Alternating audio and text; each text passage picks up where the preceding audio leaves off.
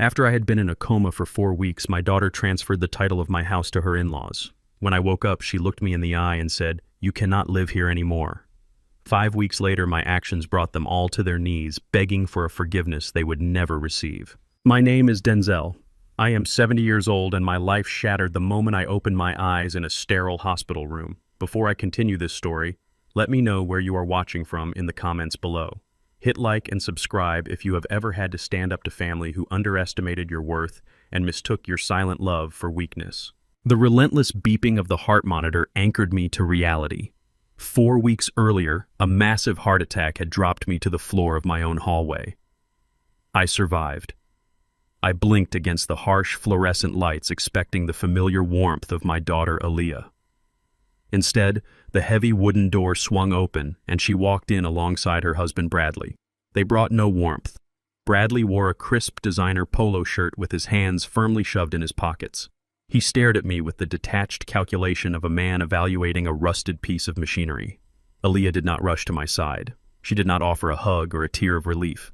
She walked to the edge of the mattress and tossed a faded, cheap duffel bag onto my legs. The canvas hit my shins with a dull thud.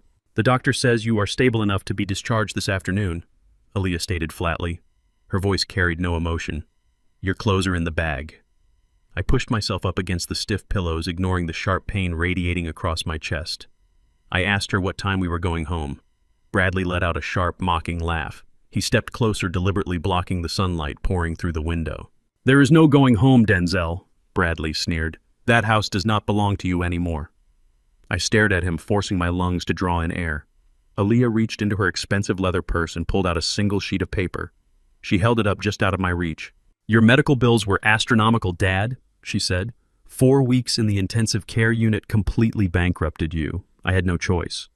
I used my power of attorney to transfer the title of your house to Mitchell and Diane. Bradley's parents paid off your hospital debt. We rented you a room at a motel on the south side. It fits your fixed income much better. The south side was a dangerous slum. My house, a property I bought for pennies in the 80s in a redline neighborhood, now sat on the most coveted real estate in the city. It was worth over $2 million. I had laid the original oak flooring in that house with my own 2 hands. My wife Brenda took her last breath in our master bedroom. Aaliyah grew up running across that very floor. Now she stood here telling me she gave it away to her white in-laws to pay a debt that did not exist. I knew exactly what kind of insurance I carried. I spent 40 grueling years breaking my back at the auto plant. Every shift, every drop of sweat was dedicated to securing a premium union health plan that guaranteed lifetime comprehensive medical coverage for Brenda and me. I also had millions hidden in anonymous investment portfolios built quietly over decades. I did not owe this hospital a single dime. "My insurance covers everything," I said, my voice steady despite the burning in my chest. "I do not owe this hospital a single cent." Aaliyah flinched. A brief flash of panic crossed her face before she quickly masked it with cold indifference. She glanced at Bradley. Bradley simply smiled, a smug expression of absolute victory. "Insurance or not, the paperwork is signed and filed," Bradley said. "You signed the power of attorney the night you were admitted. The deed transfer is entirely legal. Mitchell and Diane moved their furniture in last weekend." The realization hit me like a physical blow. They had ambushed me when I was incapacitated. They shoved a document in my face while doctors pumped my veins full of heavy fentanyl just before my emergency surgery. They stole my home. My own flesh and blood conspired with a family that always looked down on me. I stared at Aaliyah. She could not hold my gaze. "The taxi will be downstairs at 3 o'clock, Aaliyah said quickly. "The motel address is written on a card inside your bag. Do not call us this week. We are going on a vacation to celebrate Bradley's new business venture." She turned on her heel and walked out the door. Bradley lingered for a moment, giving me one last look of utter disdain before following her. The heavy door clicked shut. The silence in the room became suffocating. I did not scream. I did not throw the duffel bag across the room or smash the water pitcher against the wall. Outward explosions of anger are reserved for the powerless. I reached out and pressed the red call button attached to my bed rail. I needed absolute confirmation of the betrayal. Within minutes, a floor nurse hurried into the room. I asked her to bring the hospital billing administrator directly to my bed. She noticed my serious tone and left without a word. I sat in the quiet room and mentally cataloged every sacrifice I had ever made for Aaliyah. After Brenda passed away, I overcompensated. I poured every ounce of my energy and resources into ensuring Aaliyah never felt the sting of lack. I paid for her Ivy League education in cash. I bought her first car and funded her lavish wedding to Bradley, ignoring the microaggressions his family constantly threw our way. I gave her everything she asked for, hoping to shield her from the harsh realities of the world. In doing so, I created a monster of entitlement. I enabled a daughter who could stand at the foot of my hospital bed and hand my legacy over to a man who despised me for the color of my skin and the calluses on my hands. 20 minutes later, a man in a crisp suit knocked gently and entered my room. He introduced himself as Mr. Harrison, the head of patient billing. I asked him for a complete, itemized breakdown of my account balance. He opened his tablet and scrolled through my file. "Mr. Washington," he said politely, "your Union Health plan is one of the best we see. Your balance is completely zero. Your coverage handled the surgery, the intensive care unit, and your entire recovery stay. You do not owe us anything." I asked him if my daughter or her husband had made any payments on my behalf. Mr. Harrison frowned and shook his head. "No, sir," he confirmed. "No outside payments were necessary or received." The final piece of the puzzle locked into place. The betrayal was absolute. Aaliyah had not made a panicked decision to save my life. She had executed a calculated predatory strike to steal a $2 million asset under the guise of an emergency. She used my moment of absolute vulnerability to secure her husband's financial future. I thanked Mr. Harrison and asked him to print a certified copy of my zero balance statement. He nodded and left the room. I unzipped the cheap canvas duffel bag Aaliyah had thrown on my bed. Inside lay a few worn shirts, a pair of old shoes, my discharge paperwork, and a single slip of paper bearing the address of a rundown motel. I was officially homeless in their eyes. My daughter and her husband believed they had outsmarted a dying old man. They assumed my calloused hands and quiet demeanor meant I was just a retired factory worker, weak and defenseless. They thought they had buried me in legal paperwork and discarded me in a dangerous slum to quietly fade away. They had no idea who they were dealing with. I reached into the side pocket of my hospital gown and pulled out my personal cell phone. I did not call Aaliyah. I dialed a number I had memorized decades ago. The line rang twice before Javier, my ruthless corporate attorney, answered. I had a lot of work to do, and the silent adjustment was about to begin. The cab ride across town felt like a journey through a forgotten lifetime. The driver navigated the familiar grid of streets, eventually turning onto the wide, tree-lined avenue I had called home for 40 years. I sat stiffly in the back seat, deliberately ignoring the dull, persistent ache still radiating across my chest. Aaliyah fully expected me to obediently head to the rat-infested motel on the south side. She grossly miscalculated my resilience. I instructed the driver to pull up to the curb directly in front of my address. A massive commercial moving truck occupied the entire driveway. Men in gray uniforms were aggressively hauling heavy furniture up my front steps. I paid the driver with cash from my wallet and stepped out into the crisp afternoon air. The severe physical weakness of a 4-week coma tried to pull me down to the pavement, but my mind was sharper than it had been in years. I adjusted the collar of my worn canvas jacket, steadied my breathing, and walked up the concrete driveway. Every brick, every wooden beam, and every window pane of this house held a profound memory. Brenda and I bought this property in the late 80s. Back then, the predatory banks had drawn a thick, unforgiving red line around this specific zip code. They blatantly refused to give a fair mortgage to a young black couple looking to build a stable life. I refused to be defeated by their systemic barriers. I worked grueling double shifts at the auto plant, saving every physical dollar in a steel lockbox until I could buy the foreclosed shell in pure cash. I spent countless nights on my hands and knees measuring and laying the original solid oak flooring plank by plank. Brenda painted the walls, planted the garden, and turned a discarded structure into an impregnable fortress. Over the decades, the city shifted. Ruthless developers swooped in, knocking down the old houses and erecting modern monstrosities in their place. The neighborhood gentrified at lightning speed. My stubborn refusal to sell turned my hard-earned sweat equity into a $2 million crown jewel. Now I watched careless movers drag a cheap, mass-produced velvet sofa across those very same hand-laid oak floors. I stepped through the open front door, ready to face the invaders. The living room was a chaotic scene of arrogant redecoration. Mitchell and Diane stood proudly in the center of the space, loudly barking orders at the hired movers. Mitchell wore a pristine, expensive golf shirt, holding a clipboard like a battlefield commander surveying his conquered territory. Diane was busy pointing at my vintage custom-built bookshelves, aggressively demanding they be hauled to the curb to make room for a flat-screen television. They turned around simultaneously and saw me standing in the foyer. The bustling noise of the room instantly died. Mitchell lowered his clipboard. A condescending smirk crawled across his face. He looked me up and down, his eyes lingering on my faded canvas jacket and the cheap hospital-issued sneakers on my feet. He saw exactly what he wanted to see. He saw a broken, defeated, and penniless old man. "I thought Aaliyah sent you to that motel on the south side," Mitchell said loudly, projecting his voice to make sure the movers could hear him assert his dominance.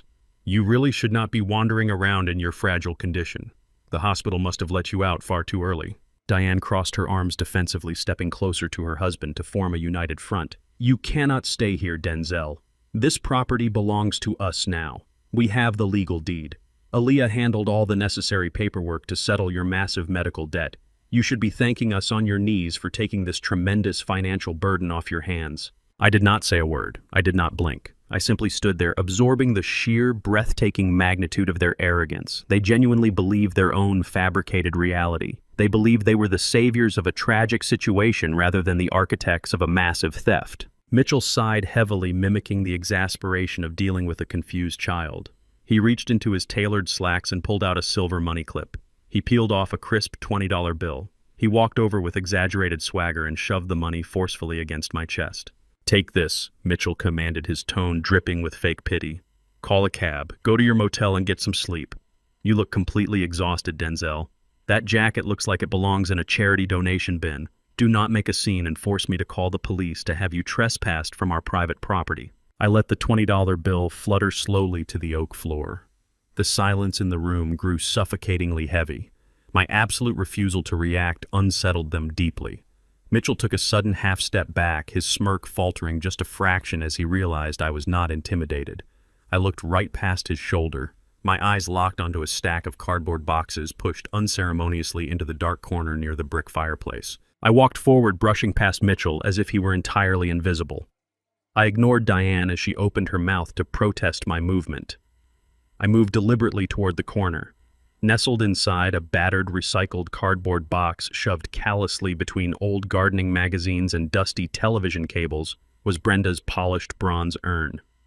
They had thrown my wife's sacred remains into a garbage box to make room for their tasteless velvet sofa. I reached down and lifted the heavy urn with both hands. The cool metal grounded my racing thoughts. I carefully brushed a thick layer of dust from the top lid. Brenda deserved far better than this profound disrespect. I deserved better than this. But true justice requires extreme patience, and absolute revenge requires flawless precision. I held the urn tightly against my chest. I turned around and faced the invaders one last time.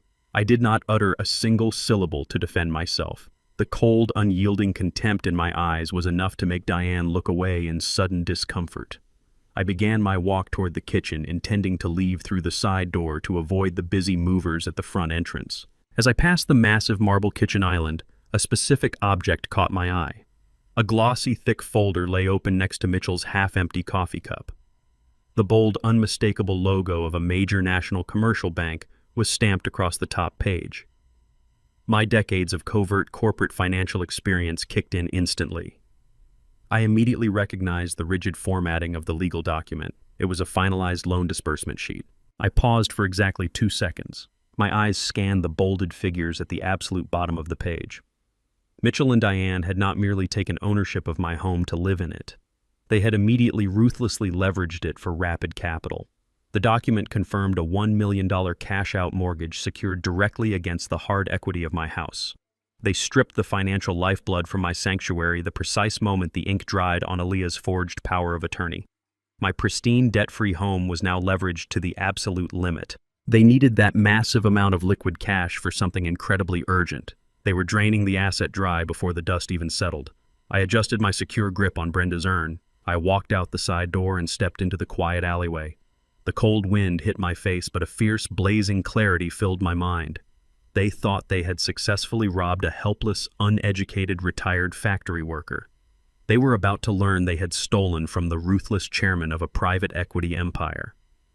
I walked toward the main road to flag down a passing cab. I had a very important phone call to make. The cab driver drops me off at the exact address Aaliyah provided. The Southside Motor Inn is a decaying concrete structure surrounded by chain-link fencing and neon signs with burnt-out letters. I pay the fare and step onto the cracked asphalt. I carry Brenda in my arms. I walk into the desolate lobby. The clerk behind the bulletproof glass barely looks up from his stained magazine. I hand him the reservation confirmation Aaliyah printed out for me. He slides a rusty brass key through the transaction slot, room 114. I walk down the exterior corridor, ignoring the smell of stale cigarette smoke and cheap bleach. I unlock the heavy metal door. The room is a cramped, windowless box featuring a sagging mattress and a dripping bathroom faucet. I place Brenda's urn gently on the single wooden nightstand. I look around the dismal room. Aaliyah genuinely believed this was a suitable final resting place for her father. She thought throwing me into this extreme squalor would completely break my spirit. She severely underestimated the discipline of a man who survived combat and built a massive empire from the dirt up.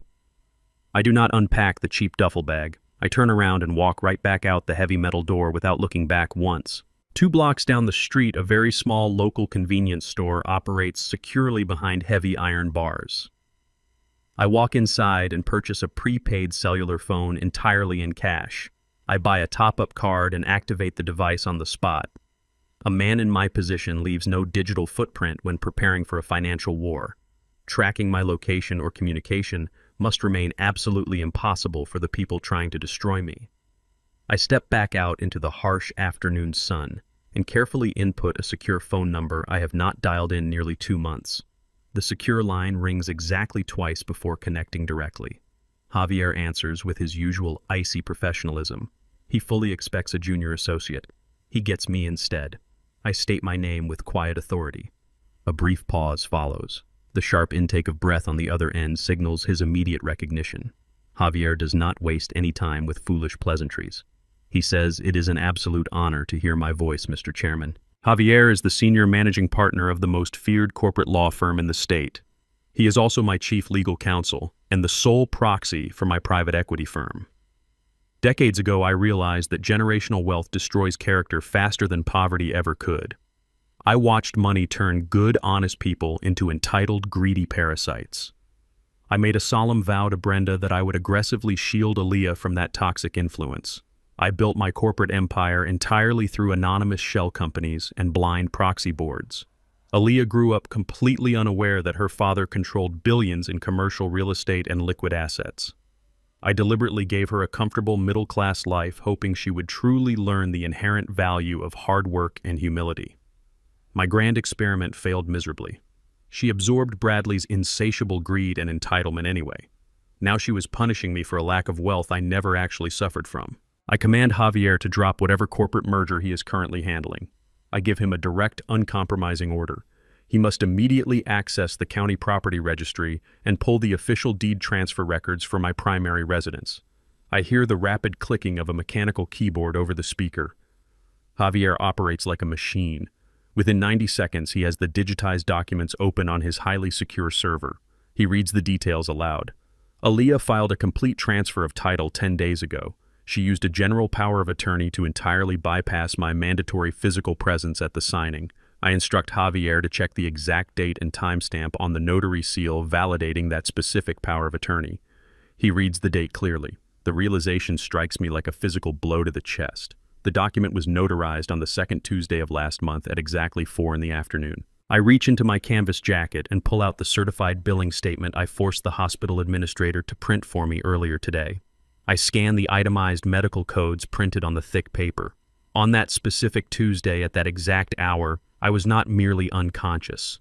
The medical chart clearly dictates that the surgical team placed me on a maximum dose fentanyl drip to stabilize my failing heart before an emergency bypass procedure. I was medically paralyzed and chemically comatose. There is absolutely no physical reality where I could have held a pen, let alone comprehended a complex legal document stripping away my life savings and home. The signature on that power of attorney is a blatant, provable forgery. Aaliyah and Bradley committed a severe federal crime while I lay dying in a hospital bed. They either brought a highly corrupt notary into my intensive care unit or forged the official stamp entirely after the fact. Javier's voice grows dangerously low. He informs me this constitutes aggravated elder financial abuse, wire fraud, and felony grand larceny. He immediately asks for permission to contact the district attorney to file criminal charges. I firmly deny his request. Involving the authorities right now is a sloppy, premature tactic. Jail time is far too easy for entitled people like Bradley and his thieving parents. I want them to feel the agonizing slow crush of total financial annihilation before they ever see the inside of a jail cell. I want to systematically dismantle every single asset they possess. I redirect Javier's sharp attention back to the current mortgage records. I demand to know every intricate detail about the $1 million cash-out loan Mitchell and Diane recently secured against my stolen house. Javier types furiously. He tells me they leveraged the property to its absolute maximum value. They wanted liquid cash immediately, likely to fund Bradley's failing tech venture. Traditional banks move at a glacial pace, requiring weeks of rigorous underwriting, asset verification, and exhaustive background checks. Bradley clearly needed the cash overnight. Because traditional banks flatly refused to touch Bradley's terrible credit history, Mitchell and Diane bypassed them completely. They actively sought out an aggressive, high-risk private equity lender specializing in rapid, hard money loans. These lenders operate with zero mercy, utilizing draconian penalty clauses and predatory interest rates. Javier pauses. The tense silence on the line stretches for 5 seconds. I demand to know the exact name of the lending institution that approved the fraudulent mortgage. Javier reads the corporate entity listed on the primary lien. It is a subsidiary called Vanguard Capital Holdings. A cold, ruthless smile spreads across my face. I stand on the cracked sidewalk of the slums my daughter banished me to, listening to the greatest stroke of poetic justice I have ever encountered. Vanguard Capital Holdings is the primary subsidiary of my own private equity firm. Mitchell and Diane did not just borrow $1 million from a random bank. They borrowed my money. I literally hold their entire debt in my hands, and I will destroy them with it today. I flag down a taxi on the corner of the dilapidated street. I instruct the driver to take me to the financial district. The ride takes 40 minutes, moving from the broken concrete of the south side to the gleaming glass towers of downtown. I step out in front of the Vanguard Capital building. My faded canvas jacket and scuffed hospital-issued sneakers draw sharp, judgmental stares from the corporate employees rushing past me. They see a vagrant trespassing in their wealthy ecosystem. They do not know I own the concrete they are standing on. I bypass the main reception desk and walk directly to the private elevators reserved for senior executives. A security guard steps forward, raising his hand to physically block my path. He tells me I am in the wrong building. Before I can respond, Javier steps out of the elevator. Javier is wearing a bespoke Navy suit. He radiates absolute authority. He looks at the security guard and issues a cold, sharp reprimand. He tells the guard to step aside and show absolute respect to the chairman of the board. The guard turns pale and steps back immediately. I do not look at the guard. I step into the elevator with Javier. The doors close, sealing us in polished steel. Javier presses his thumb against a biometric scanner to access the penthouse level. He gives me a brief, respectful nod. He tells me it is good to see me on my feet. I tell him we have a war to win. The elevator chimes and the doors open to a sprawling high-tech boardroom. The room is completely secure. Floor-to-ceiling windows overlook the entire city. This is the hidden command center of my empire. I take a seat at the head of the massive mahogany table. Javier dims the lights and activates the wall-sized digital projector. The screen illuminates with a comprehensive financial dossier.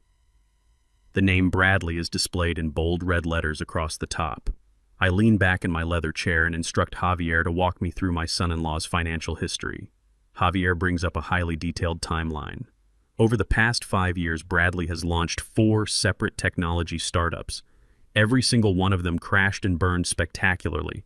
Bradley is a serial entrepreneur who lacks any actual business acumen. He relies entirely on buzzwords, expensive office spaces, and other people's money. I stare at the digital charts detailing his massive losses. This reveals the core root of his intense hatred for me. 3 years ago, Bradley approached me with his first business proposal. He assumed my pension and savings were ripe for the picking. He delivered a flashy, arrogant presentation in my living room demanding $500,000. He thought he was dealing with an uneducated auto plant mechanic. He did not know he was pitching to a veteran private equity chairman. I dismantled his entire business plan in 5 minutes.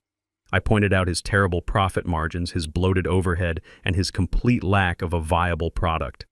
I flatly refused to give him a single dime.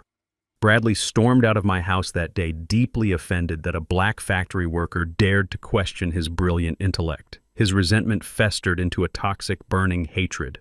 He convinced Aaliyah that I was selfish and ignorant. Now, he felt entirely justified in stealing my home to fund his fifth doomed venture. Javier shifts the projection to the current situation. He brings up the $1 million cash-out mortgage Mitchell and Diane secured against my stolen house. The paperwork was rushed. They wanted the maximum amount of liquid cash deposited directly into their accounts overnight. Because they used Vanguard Capital Holdings, the contract is filled with extreme, ironclad stipulations designed to protect the lender. I ask Javier to pull up Section 4, Paragraph 12 of our standard hard money lending agreement. Javier smiles a sharp, predatory smile. He highlights the text on the screen. The hidden audit clause. This specific provision grants Vanguard Capital the unilateral right to freeze all undisbursed loan funds immediately if there is any suspicion of deed irregularity or title fraud. Mitchell and Diane signed the contract blindly. They were too greedy to read the fine print. They assumed they were untouchable. I lean forward, resting my calloused hands on the mahogany table. I issue a direct command. I tell Javier to trigger the audit clause right now. I tell him to lock down every single cent of that $1 million loan. I want them to feel the sudden, terrifying impact of true poverty. Javier opens his secure terminal. His fingers fly across the mechanical keyboard. He accesses the internal banking system. He locates the specific routing numbers tied to Mitchell and Diane. With a single definitive keystroke, he executes the freeze. The digital status on the massive projector screen changes from active to suspended. The supply line is officially choked. Not a single dollar can move in or out of that account. We sit in the quiet boardroom watching the live banking feed. We do not have to wait long for the consequences to manifest. 20 minutes later, a bright red alert flashes across Javier's monitor. The system logs a blocked transaction. Someone just attempted to wire $500,000 from the frozen mortgage account directly into Bradley's corporate business account. The transaction is instantly denied by the automated fraud system. A second attempt is made. Denied again. Then a third, desperate attempt. Denied. I ask Javier to pull up the financial status of Bradley's current startup. Javier cross-references the corporate registry. He uncovers the harsh reality of Bradley's desperation. Bradley's new company is completely insolvent. He has a massive payroll deadline approaching in exactly 48 hours. If he does not pay his engineers and developers by Friday morning, the company goes bankrupt and he faces severe federal penalties for wage theft. Bradley manipulated his parents into stealing my home specifically to secure this exact payroll injection. Javier's secure desk phone lights up. It is an incoming call routed from the frontline customer service desk of Vanguard Capital. Javier puts the call on speaker. The customer service representative states that a man named Bradley is on the line screaming at the top of his lungs about a blocked wire transfer. The representative asks for instructions. I tell Javier to have the representative inform Bradley that the account is under a mandatory federal compliance audit and then hang up the phone. Javier relays the message and cuts the line. My burner phone suddenly vibrates in my jacket pocket. It is a text message from a neighborhood informant I pay to keep an eye on my stolen house. The message contains a short audio clip. I press play. It is a recording captured from the sidewalk outside my property. Bradley is standing on my front lawn screaming into his cell phone. He is calling Aaliyah in a state of total unhinged panic. He tells her the bank just froze the entire loan. He screams that his business will completely collapse in 48 hours if he does not get that cash. He tells her they are entirely ruined. I turn off the phone and place it on the polished mahogany table. The trap has snapped shut. Bradley is suffocating under the weight of his own extreme financial incompetence. Aaliyah is about to realize that stealing her father's legacy did not buy her a luxury vacation. It bought her a front-row seat to her husband's absolute destruction. I look at Javier. The silent adjustment is proceeding perfectly. We have cut their oxygen. Now we wait for them to start turning on each other. They have exactly 48 hours before the walls cave in completely. Their stolen fortress will become their financial tomb. The armored town car provided by Javier drops me off a block away from the Southside Motor Inn. I walk the remaining distance through the cracked, garbage-strewn pavement. I deliberately return to this decaying concrete box because a hunter must always remain near the bait. I unlock the heavy metal door of room 114 and step inside the windowless space. The stale air smells of mildew and cheap bleach. I sit on the edge of the sagging mattress. Brenda's bronze urn rests untouched on the scratched wooden nightstand. I look at the polished metal and let the memories of my profound failures as a father wash over me. When Brenda passed away, a massive, unfillable void tore through our home. Aaliyah was completely devastated by the loss of her mother. I did not know how to fix her broken heart. I relied on the only language I understood at the time. I relied on hard work and extreme financial provision. I worked grueling double shifts. I funneled massive amounts of money from my early private equity investments into spoiling her. I bought her the newest cars, the most expensive designer clothes, and limitless luxury vacations. I mistakenly believed that shielding her from every physical and financial struggle would somehow protect her from emotional pain. I overcompensated to an extreme degree. I never let her hear the word no. I never allowed her to face the natural consequences of her own actions. Sitting in this dismal motel room, the bitter truth becomes undeniable. I did not protect my daughter. I completely crippled her character. My relentless financial shielding created a monster of absolute entitlement. I forged the very weapon she used to stab me in the back. I owe it to Brenda to finally correct that catastrophic mistake. A violent, frantic pounding shakes the heavy metal door. The hinges rattle against the concrete frame. I do not flinch. I check my watch. Exactly 3 hours have passed since Javier initiated the hidden audit clause and froze the $1 million mortgage. I stand up, smooth the wrinkles from my faded canvas jacket, and open the door. Aaliyah storms into the room. She wears a tailored silk blouse and expensive designer heels. She looks wildly out of place against the peeling wallpaper and stained carpet. Her face is flushed with a toxic mixture of panic and pure rage. She does not ask how I am feeling. She does not ask if my heart is holding up after a massive medical trauma. She paces the cramped floor, waving her manicured hands in the air. She screams that my bad karma is destroying her life. She blames my negative energy for the sudden catastrophic bank audit. She tells me Bradley is currently having a severe panic attack in their stolen living room because his payroll funds are completely locked. According to her twisted logic, the bank freezing the money is somehow a cosmic punishment for my stubborn refusal to gracefully accept my eviction. I watch her unravel. I offer zero emotion. I maintain a terrifyingly calm demeanor. I let her exhaust her frantic energy against my absolute silence. Aaliyah stops pacing. She glares at me, her chest heaving. She reaches into her designer leather purse and pulls out a single sheet of paper. She slaps the document down onto the small, wobbly laminate table in the corner of the room. She pulls a gold-plated pen from her pocket and demands my immediate attention. She explains that the fraud department at Vanguard Capital flagged the power of attorney. They cross-referenced the deed transfer date with my hospital admission records. The bank legally requires explicit written confirmation of my mental competency on the exact day the deed was signed. She demands I sign the document immediately. She tells me it is a post-dated medical consent form. It legally declares that I was fully lucid aware and completely willing to surrender my $2 million home on the very day the surgical team pumped my veins full of fentanyl. I stare at the paper. She is asking me to actively participate in her federal crime. She wants me to validate the forged notary seal and permanently sign away my sanctuary to save her arrogant husband from his own profound financial incompetence. I look my daughter directly in the eyes. I tell her I will never sign that document. Aaliyah's face contorts with desperate fury. She screams that Bradley will lose his tech company by Friday morning if I do not sign the paper. She tells me his entire professional reputation is on the line. She demands to know why I am being so incredibly selfish. She claims I have no use for a large house or financial assets at my advanced age. She insists that I owe Bradley this money because he is the absolute future of our family. I step closer to her. My voice drops to a cold, unforgiving whisper. I tell her she firmly dug her own grave. I tell her she stood at the foot of my hospital bed and threw me away like broken machinery to appease a man who lacks the basic intelligence to run a profitable business. I break down Bradley's financial history in 3 brutal sentences. I state that he is a serial failure who burns through cash to mask his own profound mediocrity. I tell her she traded her father's legacy to fund a sinking ship. I inform her that accountability is not a shared asset. The massive consequences belong entirely to her. Aaliyah stares at me. The realization strikes her with brutal, undeniable force. She cannot manipulate me anymore. The tears of fake panic dry up instantly. Her expression shifts from desperation to vicious, calculating malice. She snatches the unsigned medical consent form off the laminate table and shoves it back into her designer purse.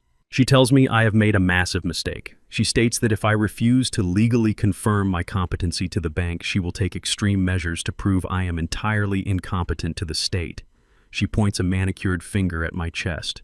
She threatens to call Adult Protective Services the second she walks out the door. She promises to file a false, sworn affidavit claiming I suffer from severe violent dementia.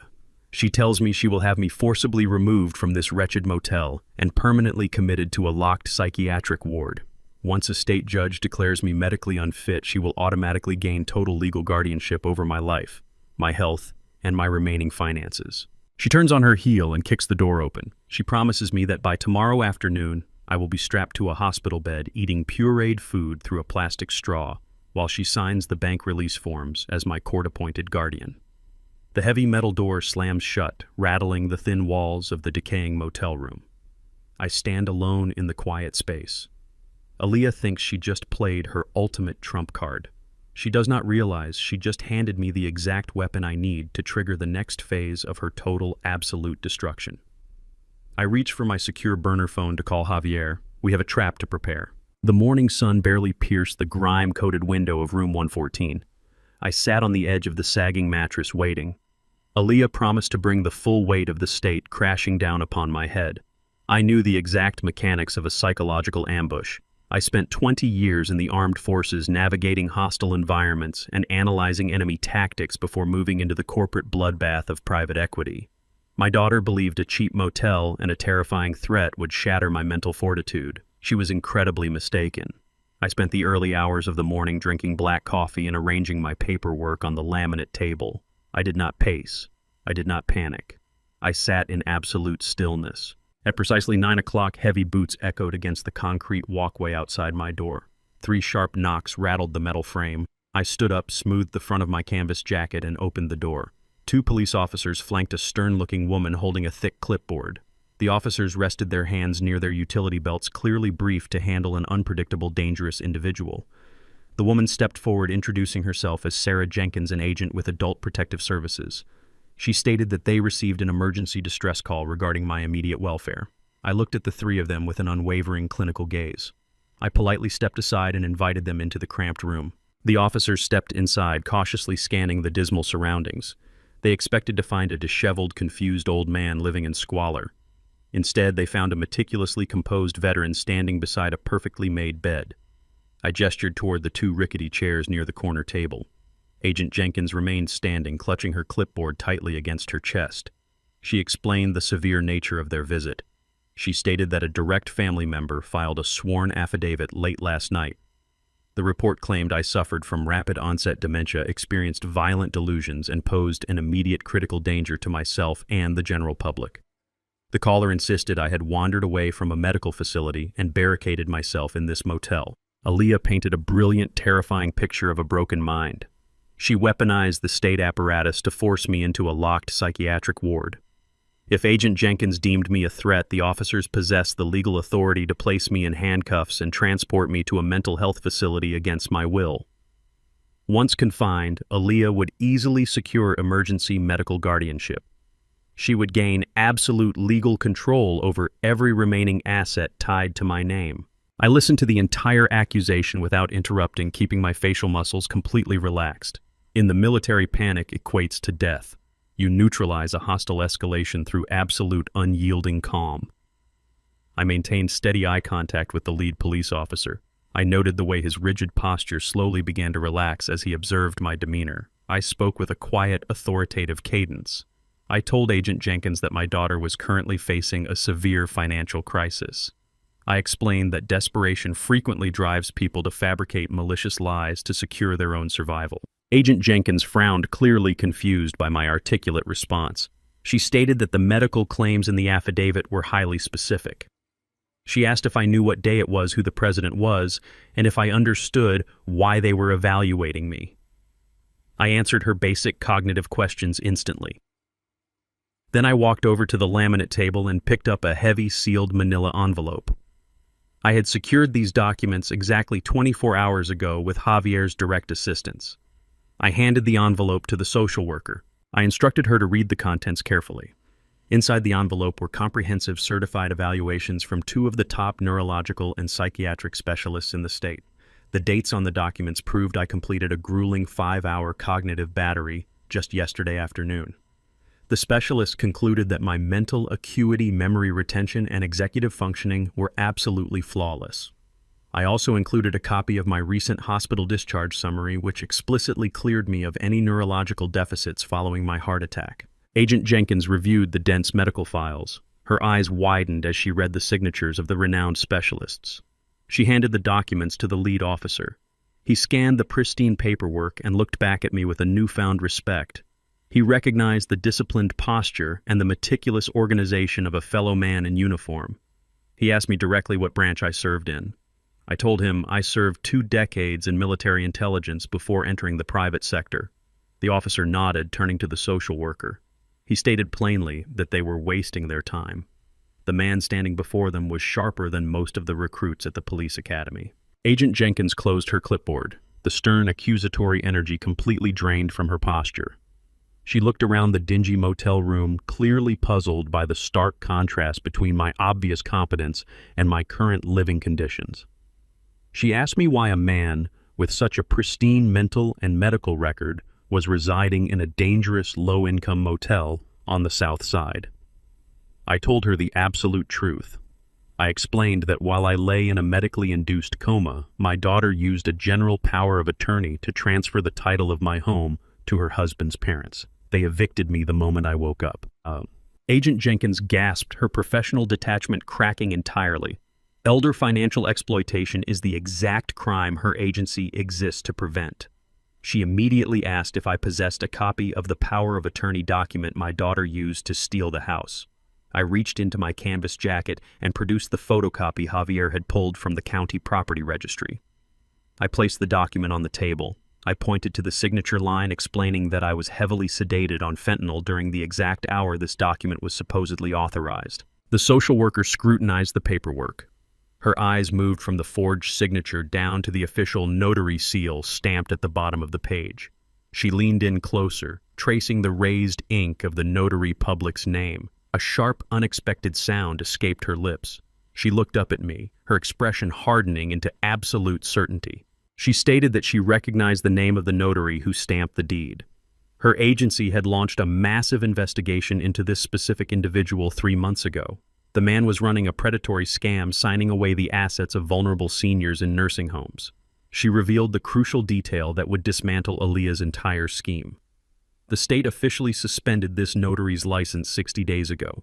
He held absolutely no legal authority to stamp any binding contracts. The revelation hung in the stagnant air of the motel room.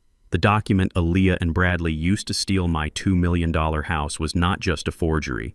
Because the notary seal was legally void at the time of signing, the entire deed transfer constituted a massive federal crime involving bank fraud, wire fraud, and aggravated elder abuse. Bradley had leveraged a federally insured bank loan against a property using fundamentally illegal paperwork. Agent Jenkins pulled out her own cell phone. She asked me if I wanted to file a formal criminal complaint against my daughter right now. She promised me the police officer standing in my room could have Aaliyah arrested before lunch. I looked at the invalid document resting on the table. The urge to unleash the authorities was incredibly strong, but a swift arrest would only punish Aaliyah. Bradley would undoubtedly use his parents' new wealth to hire expensive defense attorneys and throw his wife under the bus to save himself. I needed to ensure that Bradley Mitchell and Diane lost everything before the handcuffs clicked shut. I thanked Agent Jenkins for her diligent work. I politely declined her offer to press immediate charges. I told her my legal counsel was already handling the situation through civil litigation. I requested that she keep this meeting strictly confidential until my attorney contacted her department directly. She hesitated, clearly wanting to intervene, but she respected my wishes. She handed me her official business card and urged me to call her the moment I was ready to bring the hammer down. The officers tipped their hats to me as they exited the room. Agent Jenkins followed them out, closing the heavy metal door softly behind her. I stood alone in the dim light of the motel. Aaliyah tried to trap me in a psychiatric ward to erase my existence. Instead, she inadvertently delivered the ultimate weapon directly into my hands. My daughter and her husband were currently sitting in my stolen house, entirely unaware that they had committed a verifiable federal felony. I picked up my burner phone and dialed Javier. The defensive phase of this war was officially over. It was time to go on the offensive. The downtown office tower disappears behind us as the armored car slices through the gray city streets heading toward the commercial district near the shipping docks. Javier sits across from me, his tablet emitting a cool blue glow that highlights the unyielding tension in his jaw. We have a name from the county registry file: Samuel Vance. He is the disgraced notary public who legally validated the stolen title transfer. His office sits wedged between a pawn shop and a rundown bail bonds agency on a cracked asphalt strip. I hold Brenda's bronze urn tightly against my ribs, feeling the cold metal ground my boiling fury. Aaliyah and Bradley believe I am currently sitting in the Southside Motor Inn, broken and terrified. They have no idea that the shadow of their crimes is already closing the distance. We pull up to the curb. The paint on Samuel Vance's front window is peeling, the gold lettering reading Legal Services faded into irrelevance. Javier opens his car door with mechanical precision and tells me to let him handle the structural dialogue. I step out into the heat, the physical weakness from my 4-week coma threatening my balance, but my military discipline forces my spine straight. We walk inside. A single rust-colored desk sits under a flickering fluorescent light fixture. Samuel Vance looks up, a disheveled man in a stained tie, his eyes bloodshot and defensive. He looks at my scuffed sneakers and faded canvas jacket, immediately treating us like an inconvenience. He barks that he is closed for the day and tells us to get out of his office. Javier does not step back. He slides a leather-bound folder onto the desk, completely covering the man's papers. Javier delivers his words with the icy weight of a federal prosecutor. He addresses the man by his full legal title and states that Vanguard Capital Holdings has opened a formal investigation into a deed transfer executed 10 days ago. Samuel Vance tries to laugh it off, leaning back in his creaking chair. He scoffs that he handles hundreds of documents a week and tells us to take our complaints to the civil court clerk. Javier leans forward, placing his palms flat on the desk, creating an overwhelming physical presence. He looks directly at the notary and states that his official state license was formally suspended 60 days ago due to a systemic elder exploitation ring. Javier calmly explains that stamping a property deed with a voided seal elevates a simple civil dispute into a series of severe federal offenses. He breaks down the immediate legal reality with terrifying clarity. Aggravated identity theft, conspiracy to commit wire fraud, grand larceny, and felony exploitation of a vulnerable adult. The minimum penalty for these charges combined is 20 years in a maximum security federal penitentiary. Samuel Vance freezes. The defensive arrogance drains from his posture instantly. A thick bead of sweat rolls down his temple, staining his collar. He opens his mouth to lie, but Javier cuts him off by opening the leather folder. Javier displays a digitized printout of the mortgage document. He points a finger at the forged signature representing my name. Javier promises the notary that an FBI field team is already prepared to sign the arrest warrants unless we receive total unconditional cooperation within the next 60 seconds. The notary crumbles completely. His hands begin to tremble uncontrollably as he pulls a handkerchief from his pocket to wipe his face. He looks at me, his eyes wide with sudden terror as he realizes the scale of the trap that has snapped closed on his life. He stammers that he was just trying to survive his own massive debts and claims he did not realize the owner of the house was a powerful corporate chairman. Javier reaches into his pocket, pulls out a secure digital voice recorder, and places it directly on the desk. He commands the notary to state his full name and detail the exact circumstances of the transaction. Samuel Vance leans toward the microphone, his voice shaking as he confesses to the entire conspiracy. He states on record that Bradley approached him in a secluded diner on the outskirts of the city. Bradley brought a pre-signed deed transfer and a blank power of attorney document.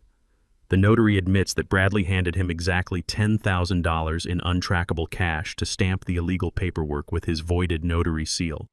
He confirms that the transaction took place on the second Tuesday of last month at exactly 4 p.m. I listen to the recording device capture the absolute truth of my dispossession. A cold, heavy weight settles into my chest. The timestamp matches the exact hour the hospital surgical team placed me on a maximum fentanyl drip to prepare my comatose body for an emergency bypass. I was medically paralyzed while my house was traded away for $10,000 in cash.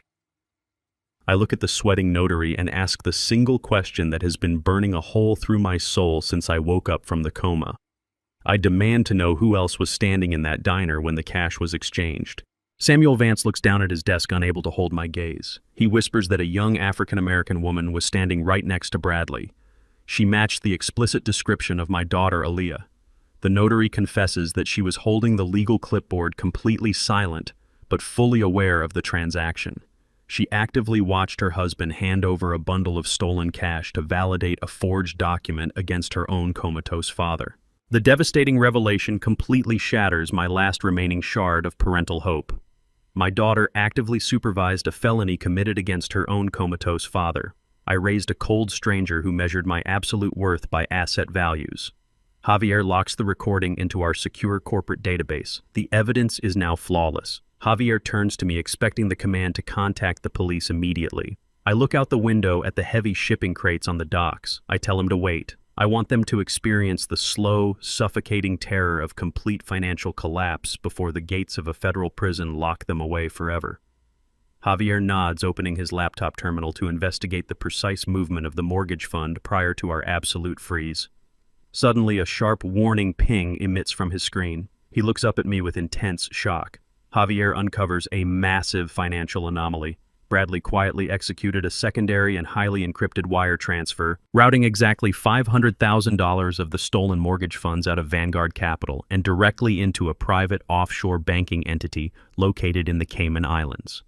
Bradley is actively stealing from his own wife and his own parents. He is eagerly preparing to completely abandon Aaliyah and flee the country with his young mistress the exact moment his business collapses. The hook is firmly set. The revelation of the offshore Cayman Islands account hangs heavily in the quiet atmosphere of the disgraced notary office. Bradley is not merely a failed tech entrepreneur. He is a highly calculated parasite actively preparing to sever himself from the host body. He stole my home, extracted $1 million in equity, and funneled half of it across international borders to fund an escape with his mistress. He intends to leave Aaliyah drowning in the legal and financial wreckage of his collapsing startup. My daughter sacrificed her relationship with her father to secure a future with a man planning to abandon her. The profound irony of her situation requires no further commentary. I turn to face Javier. The frozen funds at Vanguard Capital successfully neutralized Bradley's immediate payroll obligations. He is currently bleeding out, desperately searching for a financial tourniquet to keep his company alive long enough to finalize his international flight. We will provide that tourniquet. We will hand him a lifeline constructed entirely of razor wire. I give Javier his next set of uncompromising instructions. He must temporarily shed his identity as my chief legal counsel. He will approach Bradley as an independent, aggressive venture capitalist specializing in extreme bridge loans. Javier nods, understanding the brutal architecture of the ambush. He pulls out an untraceable cellular device and routes the caller identification through a dummy corporation registered in Delaware. He dials Bradley's personal number. The line connects after a single ring. Bradley answers with a breathless, panicked tone. He is a drowning man grasping at shadows. Javier introduces himself using a constructed pseudonym. He claims to represent a private syndicate monitoring distressed tech ventures. He casually mentions being aware of the sudden freeze on Bradley's Vanguard Capital account. Javier offers a brutally efficient solution. He promises to wire the exact funds required to cover the impending payroll deadline within 2 hours. Bradley nearly weeps with relief over the speakerphone. He demands to know the exact terms of the agreement. Javier keeps his voice modulated, devoid of eagerness or empathy. He states that a bridge loan of this magnitude, executed overnight with zero underwriting and zero due diligence, requires absolute ironclad collateral. Bradley eagerly offers the remaining equity in his company. Javier laughs a cold, dismissive laugh. He tells Bradley his company is fundamentally worthless on paper.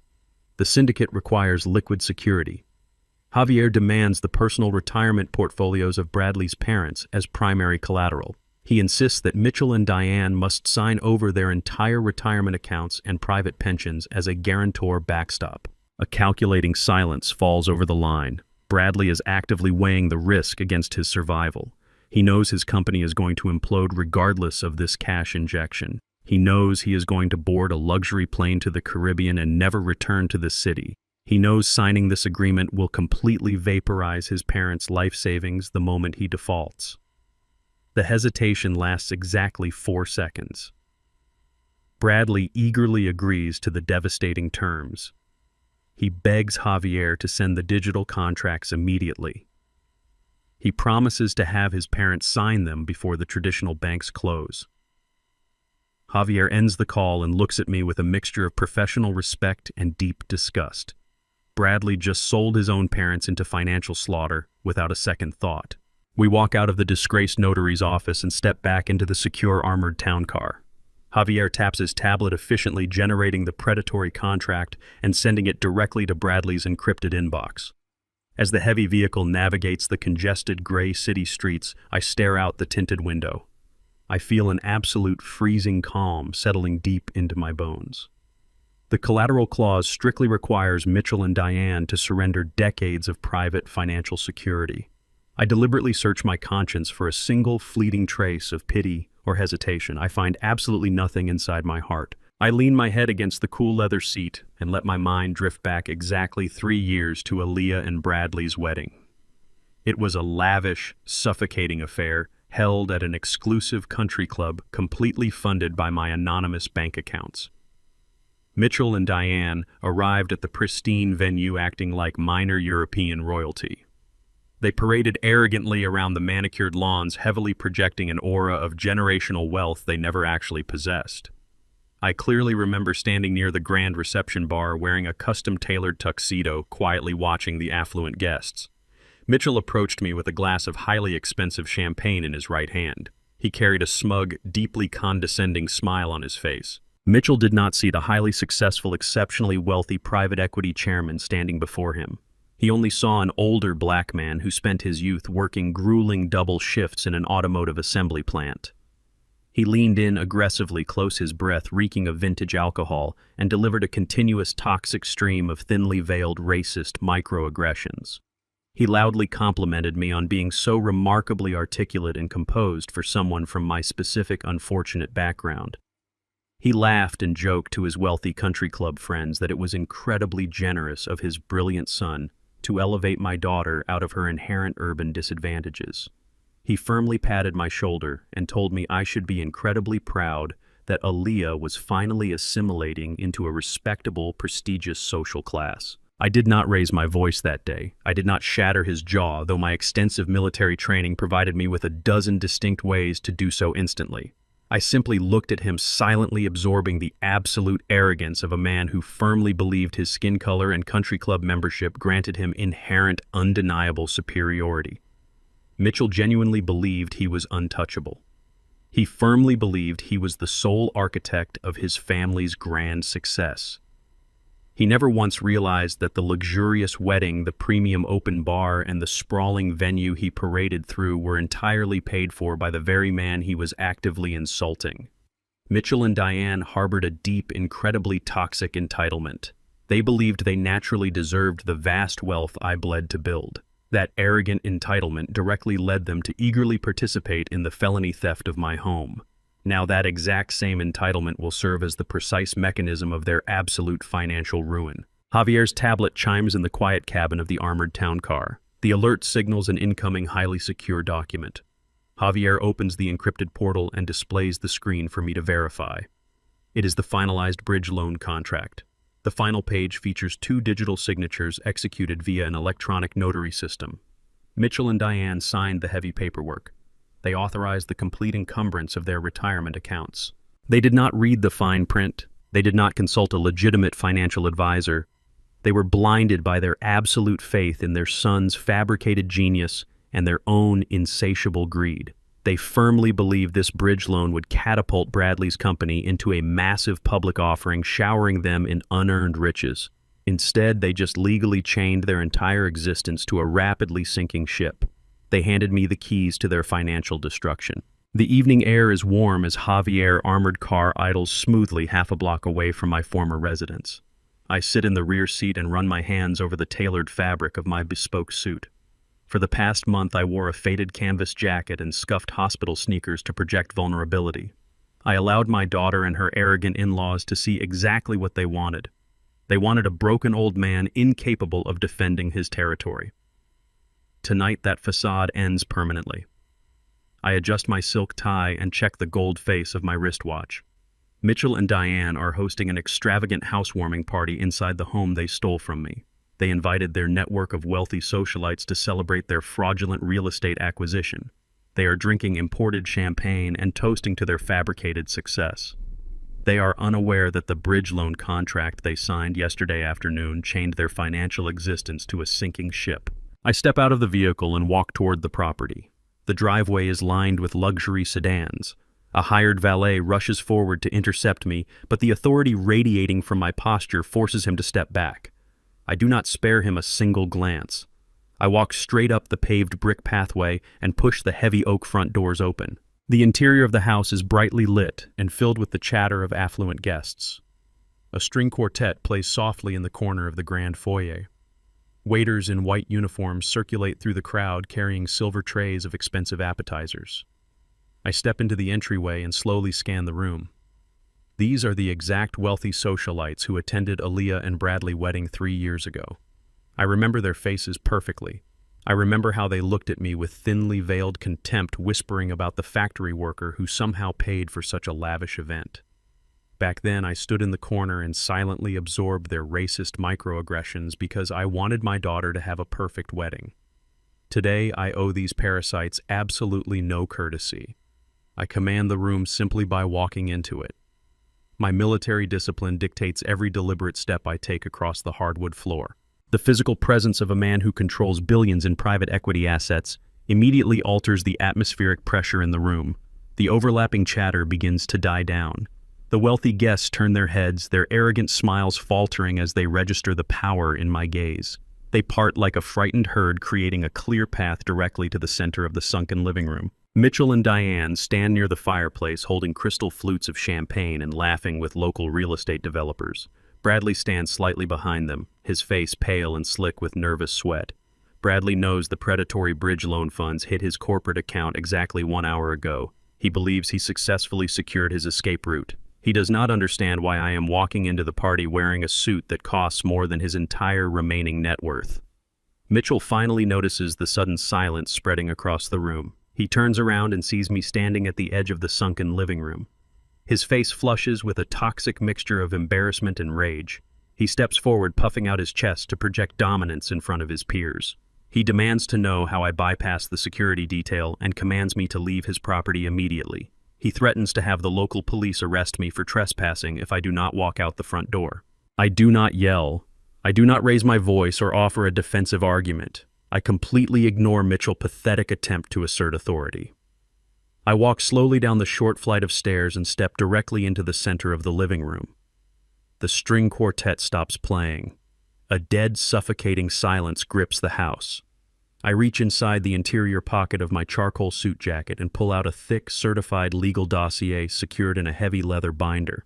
I hold it up for a fraction of a second before dropping it directly onto the large glass coffee table separating me from Mitchell. The binder hits the glass with a loud, definitive thud that echoes off the vaulted ceilings. I look Mitchell directly in the eyes. I tell him his aggressive posturing is entirely useless because he no longer possesses any actual leverage. I inform him that the property he is standing inside is actively under a federal fraud investigation. I state clearly that the predatory bridge loan he and his wife guaranteed yesterday afternoon irrevocably locked their entire life savings and private retirement pensions into a legally binding collateral trap. Diane gasps loudly, clutching her diamond necklace. She steps forward, her voice trembling as she frantically asks Mitchell what I am talking about. Mitchell stares at the leather binder on the glass table as if it were a live, explosive device. His arrogant facade completely disintegrates. His hands shake violently as he reaches down and flips open the heavy cover. He expects to find the desperate, incoherent ramblings of a defeated old man. Instead, he finds highly classified, certified banking records pulled directly from the internal servers of Vanguard Capital Holdings. I do not give him the opportunity to misinterpret the data. I maintain my cold, emotionless tone and narrate the exact financial sequence mapped out on the pages before him. I explain that Vanguard Capital executed the bridge loan funding exactly as promised. However, the comprehensive audit trailing the funds immediately flagged a massive unauthorized diversion of capital. Mitchell's eyes dart across the highlighted bank routing numbers printed on the official documents. I inform the room that Bradley did not use the bridge loan to cover his immediate payroll obligations. I state that the moment the cash became liquid, he secretly executed a highly encrypted wire transfer. He funneled exactly $500,000 out of the corporate account and sent it directly into a private offshore banking entity located in the Cayman Islands. Bradley gasps, taking a frantic step backward toward the hallway. Aaliyah pushes her way to the front of the crowd, her face twisted in total shock. She stares at her husband, demanding an immediate explanation. Bradley stammers, unable to form a coherent sentence. I look at my daughter and deliver the final piece of evidence. I tell Mitchell to turn to the last page of the certified dossier. He flips the heavy paper over with shaking fingers. He stares at the official account details obtained from the Cayman Islands banking syndicate. I announce to the room that the offshore account holding the stolen money does not belong to Bradley. It does not belong to Aaliyah. The account is registered solely in the name of a 25-year-old woman. I state her full name clearly for the entire room to hear. I inform Mitchell and Diane that they chained their entire life savings to a son who is actively abandoning his wife to flee the country with his young mistress. The absolute truth hits the room like a physical shock wave. The absolute silence lasts for exactly 3 seconds. It is the heavy pressurized silence of a bomb dropping before the detonation. Then the shock wave rips through the sunken living room. The polite veneer of the affluent housewarming party shatters into a million jagged pieces. The wealthy socialites who moments ago sipped imported champagne and whispered condescending remarks about my presence now gasp and step back in collective horror. They instantly distance themselves from the radioactive center of the room. Diane drops her crystal flute. It shatters against the hardwood floor, spilling expensive wine across the polished grain, but she does not even look down. She covers her mouth with both hands, letting out a high, piercing wail of pure devastation. She stares at the certified banking records resting on the glass coffee table, fully comprehending that her luxurious lifestyle just evaporated into nothingness. Aaliyah lunges forward. Her designer heels click sharply against the floor as she shoves Mitchell aside to reach the leather binder. She snatches the heavy dossier with shaking hands. Her eyes frantically scan the highlighted offshore banking details. I watch my daughter read the undeniable evidence of her own profound foolishness. She traces the printed name of the young mistress currently holding the offshore account. She reads the exact sum of $500,000 stolen from the equity of the home she illegally transferred. The blood completely drains from her face, leaving her looking hollow and terrified. She looks up at Bradley, her chest heaving with shallow, erratic breaths. She realizes he is not a misunderstood genius. He is a calculated predator who financially gutted her and is currently preparing to leave her completely bankrupt to face the federal consequences alone. The devastating truth finally breaks through the thick layer of entitlement Aaliyah wore for years. Standing in the center of the stolen living room, clutching the irrefutable proof of her husband's treason, she experiences a brutal moment of absolute clarity. She suddenly understands why I never trusted the man standing across from her. She remembers a freezing evening 2 winters ago. Her car broke down on the side of a busy interstate. Bradley did not drive out to help her. He sat in their warm apartment complaining loudly over the phone about how her broken vehicle was severely impacting his extremely busy schedule and ruining his luck. I was the one who drove out in the freezing rain. I crawled under the chassis of her car on the wet asphalt, using my calloused hands to repair the busted alternator so she could get home safely. I demonstrated love through relentless action and silent provision. Bradley demonstrated love through empty corporate buzzwords and continuous demands for unearned capital. Aaliyah finally sees the stark, unforgiving contrast. I built an empire from the dirt up to protect her, and she actively helped a parasite dismantle it. She drops the leather binder back onto the glass table. She steps toward Bradley, her hands curled into tight fists. She screams his name, her voice cracking with a mixture of profound heartbreak and absolute rage. She demands to know if he truly intended to board a plane and leave her holding the ashes of their life. Bradley does not answer her. He does not offer a single word of apology or explanation to the woman he swore to protect. He takes another frantic step backward, his eyes darting wildly toward the massive sliding glass doors leading out to the rear patio. Bradley is a coward. When confronted with the devastating reality of his own actions, he does not stand his ground. He looks at the furious faces of his parents, the devastated expression of his wife, and the cold, unyielding authority radiating from my posture. He calculates his odds and chooses the path of least resistance. He turns on his heel and breaks into a desperate sprint toward the back of the house. He shoves past a waiter, knocking a silver tray of appetizers to the floor, and violently throws open the sliding glass doors. Mitchell erupts. The realization that his brilliant, highly educated son just sold his entire retirement portfolio to fund an international escape with a mistress violently overrides his country club decorum. The smug, condescending patriarch vanishes, replaced by a desperate, enraged man facing absolute financial annihilation. Mitchell lets out a guttural roar and charges after Bradley. He ignores the gasps of his wealthy friends and sprints out onto the dimly lit patio. I follow at a measured, deliberate pace, stepping through the sliding doors to observe the inevitable collapse of their toxic alliance. Bradley reaches the edge of the stone patio, scrambling to unlatch the heavy wooden side gate. He is fumbling with the iron mechanism when Mitchell crashes into him from behind. Mitchell tackles his own son against the wooden fence. The impact knocks the wind out of Bradley, sending them both tumbling onto the manicured grass. Mitchell grabs Bradley by the collar of his expensive dress shirt, hauling him upward. He shakes him violently, screaming in his face. He demands his life savings back. He demands to know how a son could willingly lead his own parents to the financial slaughterhouse. Mitchell raises his fist and strikes Bradley squarely in the jaw. The sickening crack of bone against bone echoes in the cool night air. Bradley stumbles backward, spitting blood onto the pristine lawn. He realizes his father will not let him walk away with the remaining stolen funds. Survival instincts kick in, overriding any remaining trace of familial loyalty. Bradley fights dirty. As Mitchell lunges forward for a second strike, Bradley drops his shoulder and drives his knee directly into Mitchell's stomach. Mitchell doubles over, gasping for air. Bradley brings his elbow down hard against the back of his father's neck. Mitchell collapses onto the grass, clutching his ribs and groaning in agonizing pain. Bradley does not look back. He leaves his father writhing on the ground and kicks the wooden side gate open. He sprints down the narrow alleyway connecting the patio to the front driveway. I stand on the edge of the stone patio, watching the chaotic, violent spectacle unfold with absolute chilling detachment.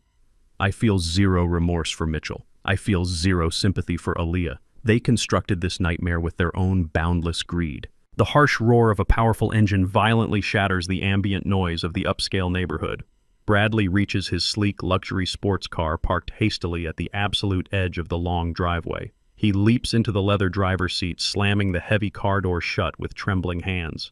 The expensive tires screech aggressively against the smooth pavement, burning thick rubber as he frantically throws the heavy vehicle into reverse.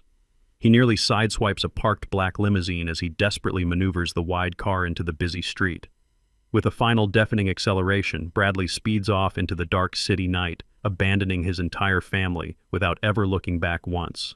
He is driving wildly, propelled by sheer, unadulterated panic. He is heading directly toward the international airport, desperately clinging to the foolish delusion that he can somehow outrun the catastrophic financial damage he deliberately inflicted upon everyone. The screech of Bradley's tires fades into the cool night air, leaving a heavy, suffocating silence in its wake. The luxurious patio, previously a stage for arrogant socialites, now feels like a crime scene. Mitchell remains on the manicured grass, clutching his bruised ribs and gasping for oxygen. Diane stands paralyzed near the sliding glass doors, her expensive mascara running down her face in thick, dark lines. The elite guests who witnessed the violent spectacle have already begun a rapid, silent exodus. Luxury sedans quietly start their engines and slip away down the long driveway, eager to escape the radioactive blast radius of absolute financial ruin. They leave the architects of this disaster completely alone with the consequences of their boundless greed. The immediate shock evaporates. I stand on the edge of the stone patio, my posture rigid and unyielding. I do not offer a hand to help Mitchell off the ground. I do not offer a single word of comfort to Diane. I turn my attention back to the center of the living room where my daughter remains frozen. Aaliyah is staring at the empty space where her husband stood just moments ago. The leather binder containing the undeniable proof of Bradley's offshore account rests on the glass coffee table, an anchor dragging her directly to the bottom of the ocean. She slowly turns to face me. The arrogant, entitled woman who stormed into my motel room threatening to lock me in a psychiatric ward is gone. In her place stands a terrified, abandoned child facing the catastrophic reality of total destruction. Aaliyah takes a hesitant step toward me. Her tailored silk blouse is wrinkled, her designer heels clicking unsteadily against the hardwood floor. She crosses the room and stops 2 feet away from where I stand. The defiant fire in her eyes has been completely extinguished by the cold water of betrayal. Her lower lip trembles. She looks at the bespoke suit I am wearing, finally understanding the immense quiet power I have wielded all along. The realization that I possess the vast wealth she desperately craves finally breaks her. Aaliyah collapses. Her knees hit the polished floor with a sharp thud. She grabs the fabric of my trousers, her manicured fingers digging into the wool. She looks up at me, tears streaming down her face, and begs for salvation. She pleads with me to use my private equity billions to fix this nightmare. She begs me to pay off the predatory bridge loan to clear Mitchell and Diane's debt and to buy her a new life far away from this humiliation. She promises she will be a better daughter. She promises she will listen to me from now on. She offers empty words of contrition, hoping to trade them for a massive financial bailout. She expects the man who spoiled her with luxury cars and designer clothes to instantly write a check and make the pain disappear. I look down at my daughter, feeling the cold metal of my military discipline harden my heart. I look past her weeping face and remember the solemn vow I made to her mother. As Brenda lay dying in the sterile white hospital room holding my calloused hand, she made me promise to raise Aaliyah to be a strong, resilient woman. She wanted our daughter to have the grit and fortitude required to survive a harsh, unforgiving world. I failed that promise spectacularly. Driven by my own profound grief, I shielded Aaliyah from every struggle. I built a fortress of wealth around her, mistaking financial insulation for parental protection. My relentless overcompensation did not create a strong woman. It created a fragile, entitled monster entirely willing to sacrifice her own father to maintain her unearned comfort. Looking at her kneeling on the floor begging for a financial rescue, the absolute truth becomes crystal clear. True strength cannot be purchased with a corporate checkbook. Fortitude is not handed down through trust funds or blind proxy boards. True strength requires the intense, agonizing heat of the crucible. It requires facing the absolute darkest moments of your life and learning to pull yourself out of the ashes with your own two hands. Aaliyah will never become the strong woman Brenda envisioned as long as I continue to act as her safety net. She must experience the terrifying, unfiltered reality of the world she created. She must hit absolute rock bottom. I gently but firmly reach down and detach her shaking fingers from my suit. I step back, breaking the physical connection between us. Aaliyah looks up, her eyes wide with fresh panic as she registers the complete absence of emotion on my face. I do not raise my voice. I speak with the clinical, devastating precision of a judge delivering a final verdict. I tell her I will not give her a single cent. I tell her that I will not spend a fraction of the empire I built to rescue the people who actively conspired to leave me to die in a decaying motel room. I look at her tear-stained face and deliver the hardest lesson a father can teach. I tell her that accountability is not a shared asset. The massive consequences of her greed, her manipulation, and her felony crimes belong to her and her alone. Aaliyah gasps, burying her face in her hands as a guttural sob rips through her chest. I do not linger to watch her weep. I turn my back on my daughter and walk toward the heavy oak front doors. The clicking of my shoes against the hardwood floor sounds like the ticking of a clock running out of time. I pull the heavy doors open and step out into the cool night air. The armored town car is waiting for me at the curb. I walk down the brick pathway, leaving the stolen house and the ruined architects of this disaster completely behind me. Inside the house, the power dynamic violently shifts. Mitchell staggers through the sliding glass doors, his face contorted in a mask of pure, unadulterated hatred. He clutches his bruised ribs, his eyes locking onto Aaliyah as she remains kneeling on the floor. Diane stands beside him, her initial shock rapidly mutating into vicious, desperate rage. They have just lost their entire retirement portfolio, their life savings, and their social standing because of Bradley's actions. Bradley is gone, speeding toward an international flight, leaving his wife as the only remaining target for his parents' explosive fury. Mitchell steps forward, his voice a venomous snarl. He points a trembling finger at Aaliyah and unleashes a torrent of vitriol. He completely strips away his refined country club persona, revealing the raw, ugly bigotry underneath. He screams that Aaliyah infected his perfect family with her toxic thug mentality. He blames her entirely for Bradley's moral decay and financial desperation. He claims she manipulated his brilliant son into committing fraud. Diane joins the assault, her voice shrill and unforgiving. She demands Aaliyah get off their floor immediately. Aaliyah tries to speak, trying to explain that she is a victim of Bradley's betrayal too, but Mitchell refuses to listen. He grabs her by the arm with brutal force, hauling her to her feet. He drags her toward the front entrance, ignoring her frantic pleas and tears. Diane follows closely, throwing Aaliyah's designer purse onto the front porch. Mitchell violently shoves Aaliyah out the front door, sending her stumbling onto the cold concrete steps. He screams that she is dead to them and that she will face the federal investigators alone. The heavy oak doors slam shut with a thunderous crash. The deadbolt clicks into place, locking with a sound of absolute finality. Aaliyah stands on the front curb, the cool wind whipping her wrinkled silk blouse. She is locked out of the house she illegally stole.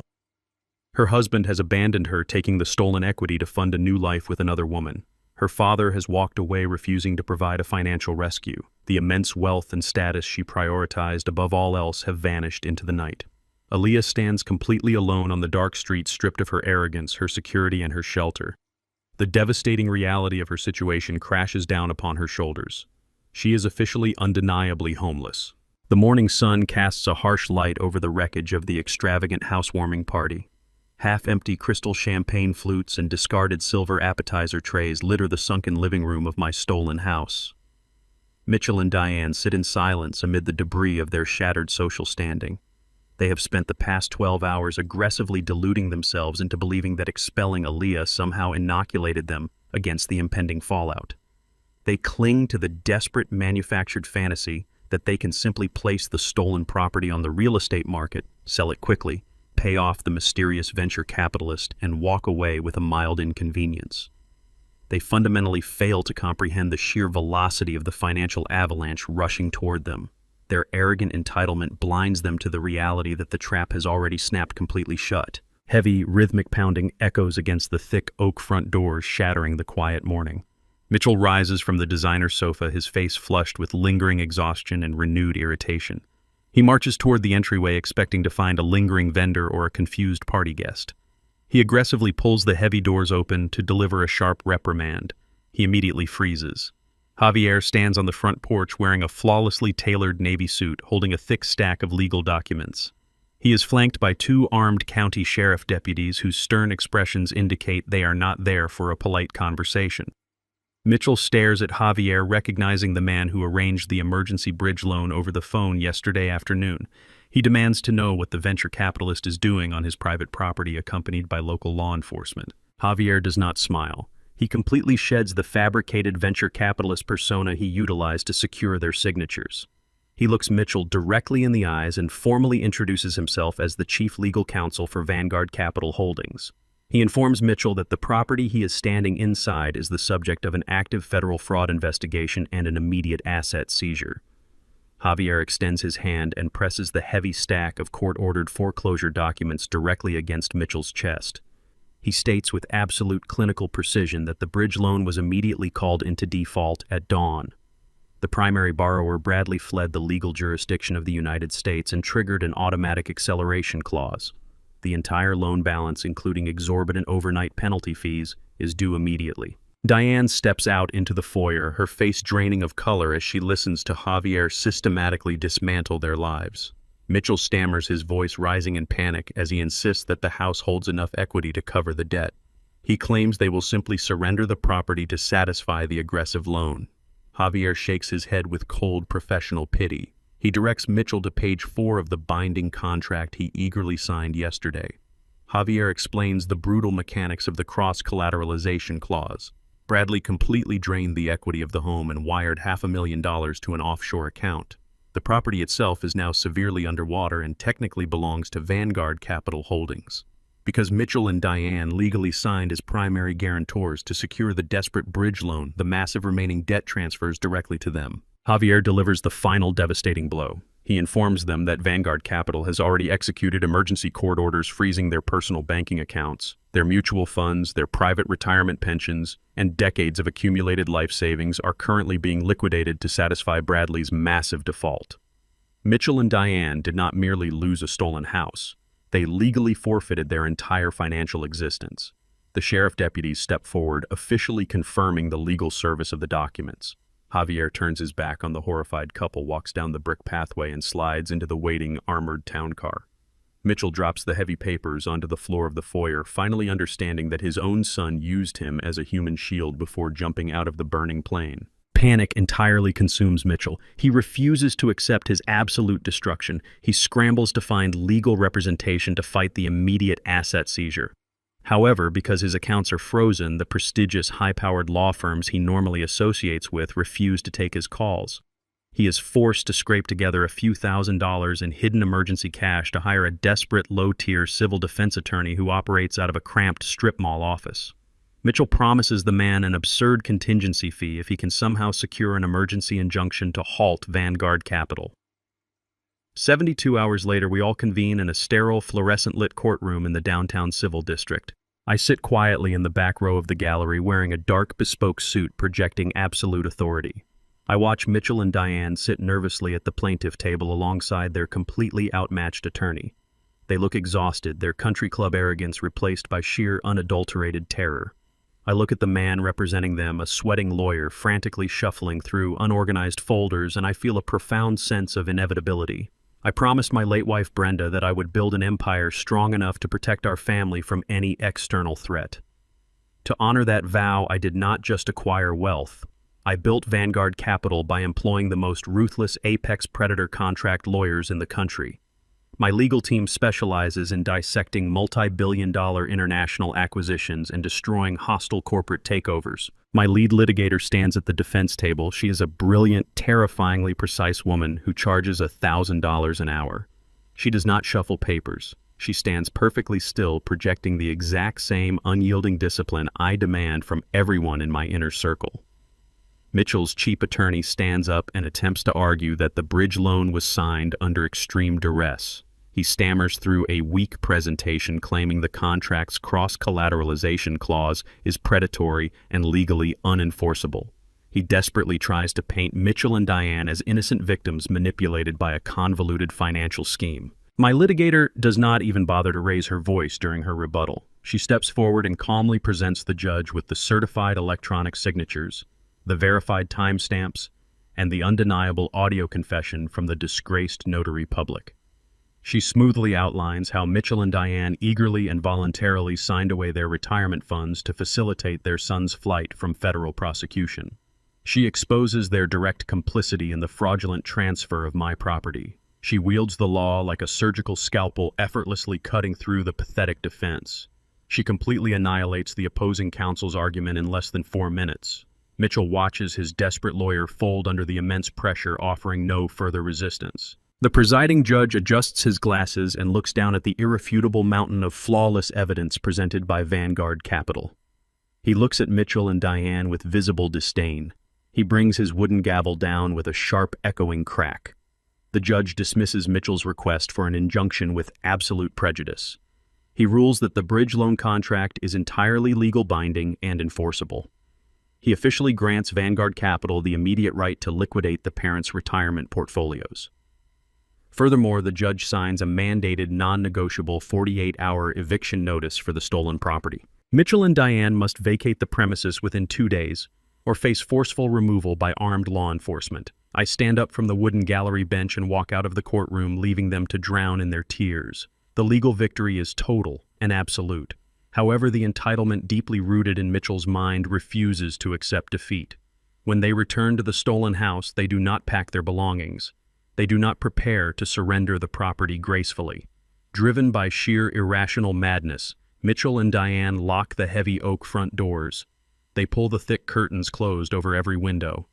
They deliberately barricade themselves inside my home, stubbornly refusing to leave. The heavy oak doors remain locked. The thick curtains obscure every window of the stolen property.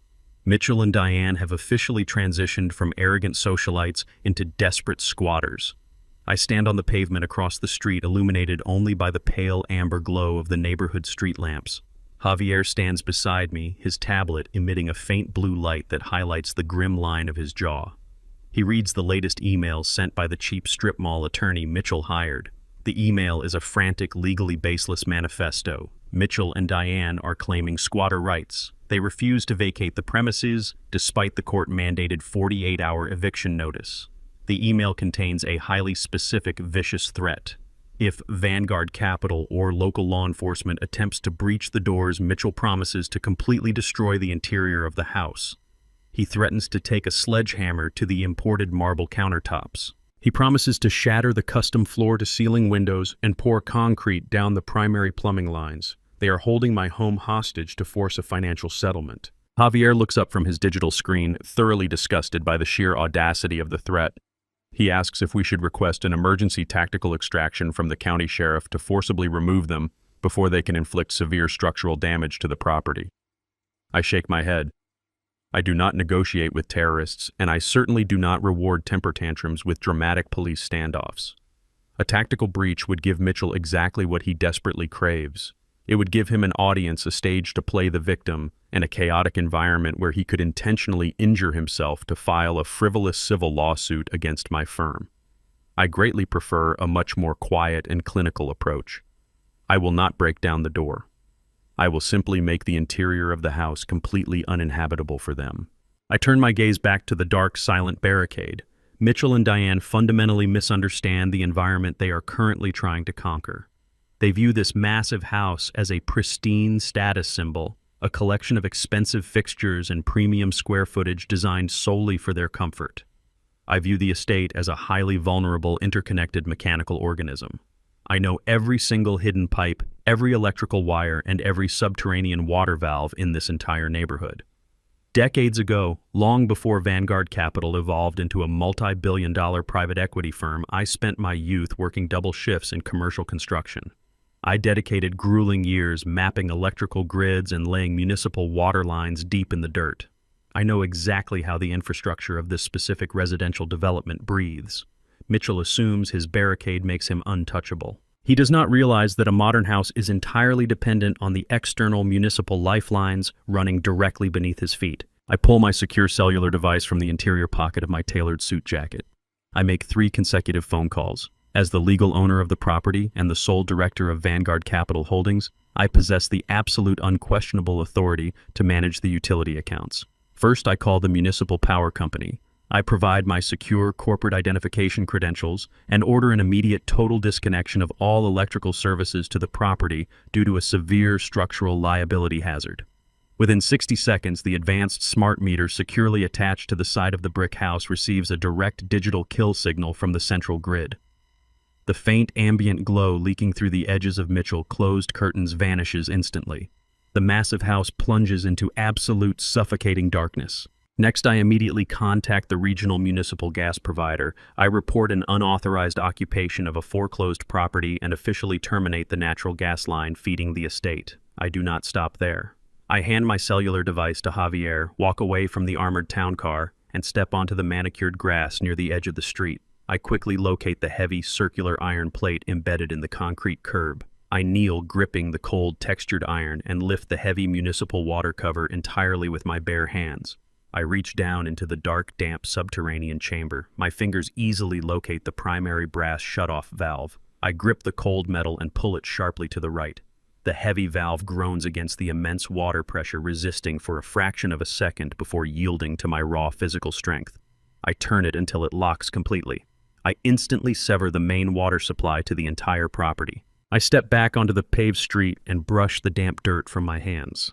Mitchell and Diane are now completely trapped inside a pitch-black airtight box. The central climate control system is completely dead. The ambient temperature inside the sealed house will rapidly climb as the suffocating summer humidity of the night settles over the neighborhood. They cannot flip a single electrical switch to illuminate their immediate surroundings. They cannot operate the gas stove to boil water. They cannot flush a toilet, wash their faces, or run a single drop of clean water from the tap. They threatened to pour concrete down my plumbing lines, so I simply removed the water required to mix the concrete.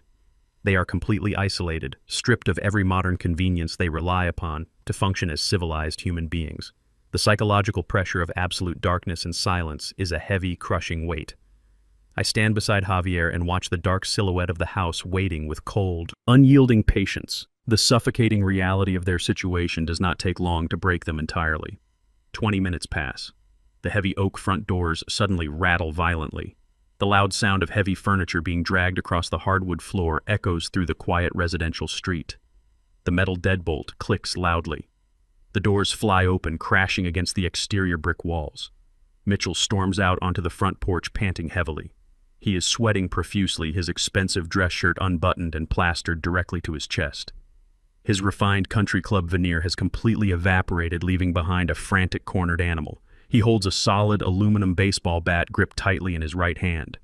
He steps off the porch and marches onto the front lawn, his wild eyes scanning the dark street until they lock directly onto my calm posture. Mitchell completely loses his mind and screams my name into the warm night air.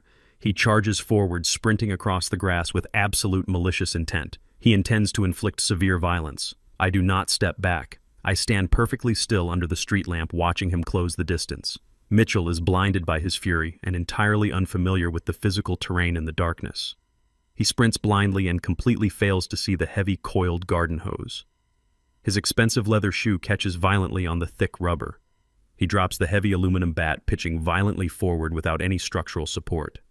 Mitchell crashes down hard, planting his face directly into the thick, wet mud, just as the blinding, flashing red and blue lights of two county sheriff cruisers finally illuminate the dark residential street. The flashing red and blue lights of the county sheriff cruisers violently illuminate the dark street.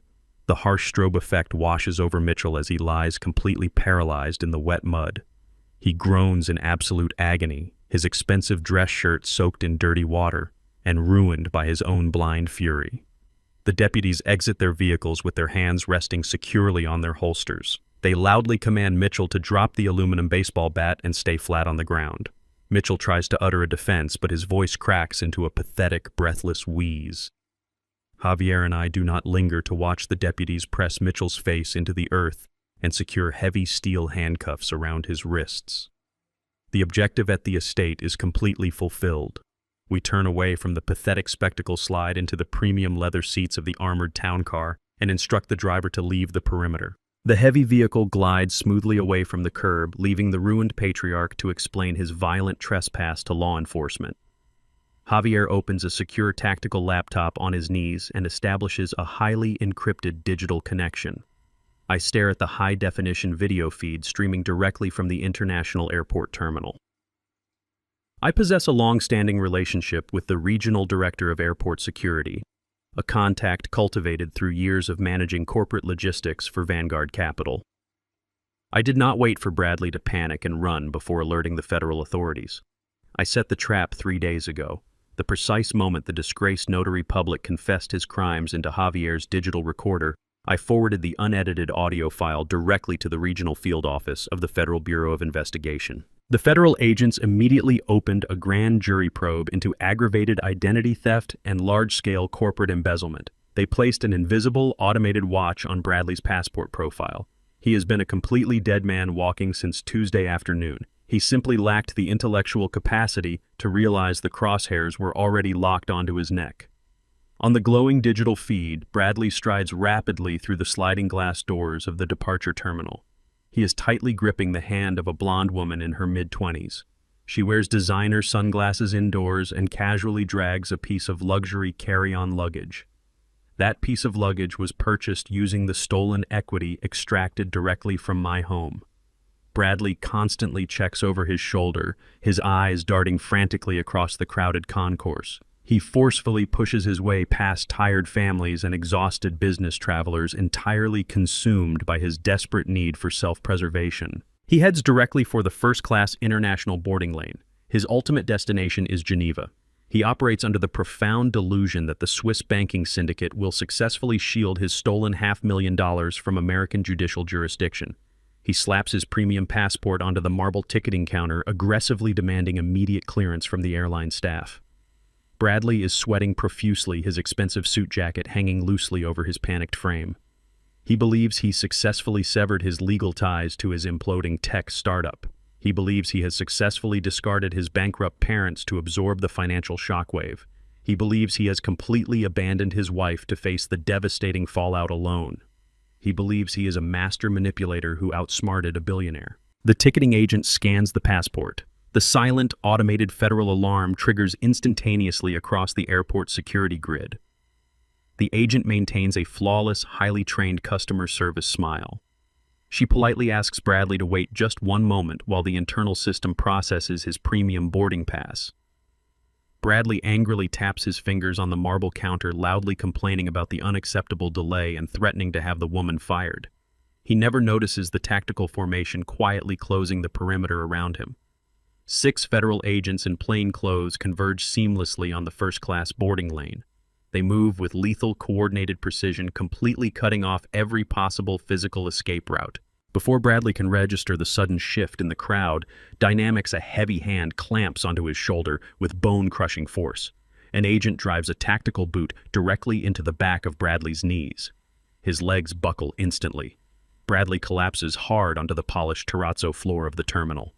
3 agents swarm his body, pressing his face roughly against the cold tile. They aggressively twist his arms behind his back and secure heavy steel handcuffs tightly around his wrists. The lead agent stands over his prone body and loudly recites the formal federal charges for the entire crowded terminal to hear.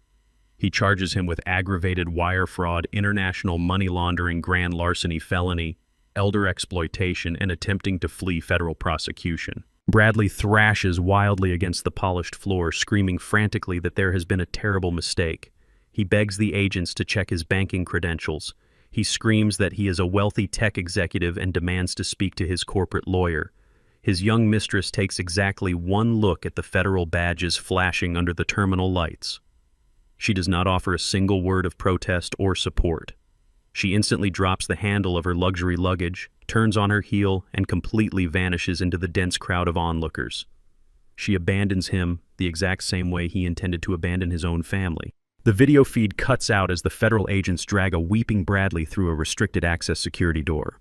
Javier closes the laptop. The armored town car merges onto the highway, gliding smoothly toward the downtown financial district. My secure cellular device vibrates exactly 1 hour later.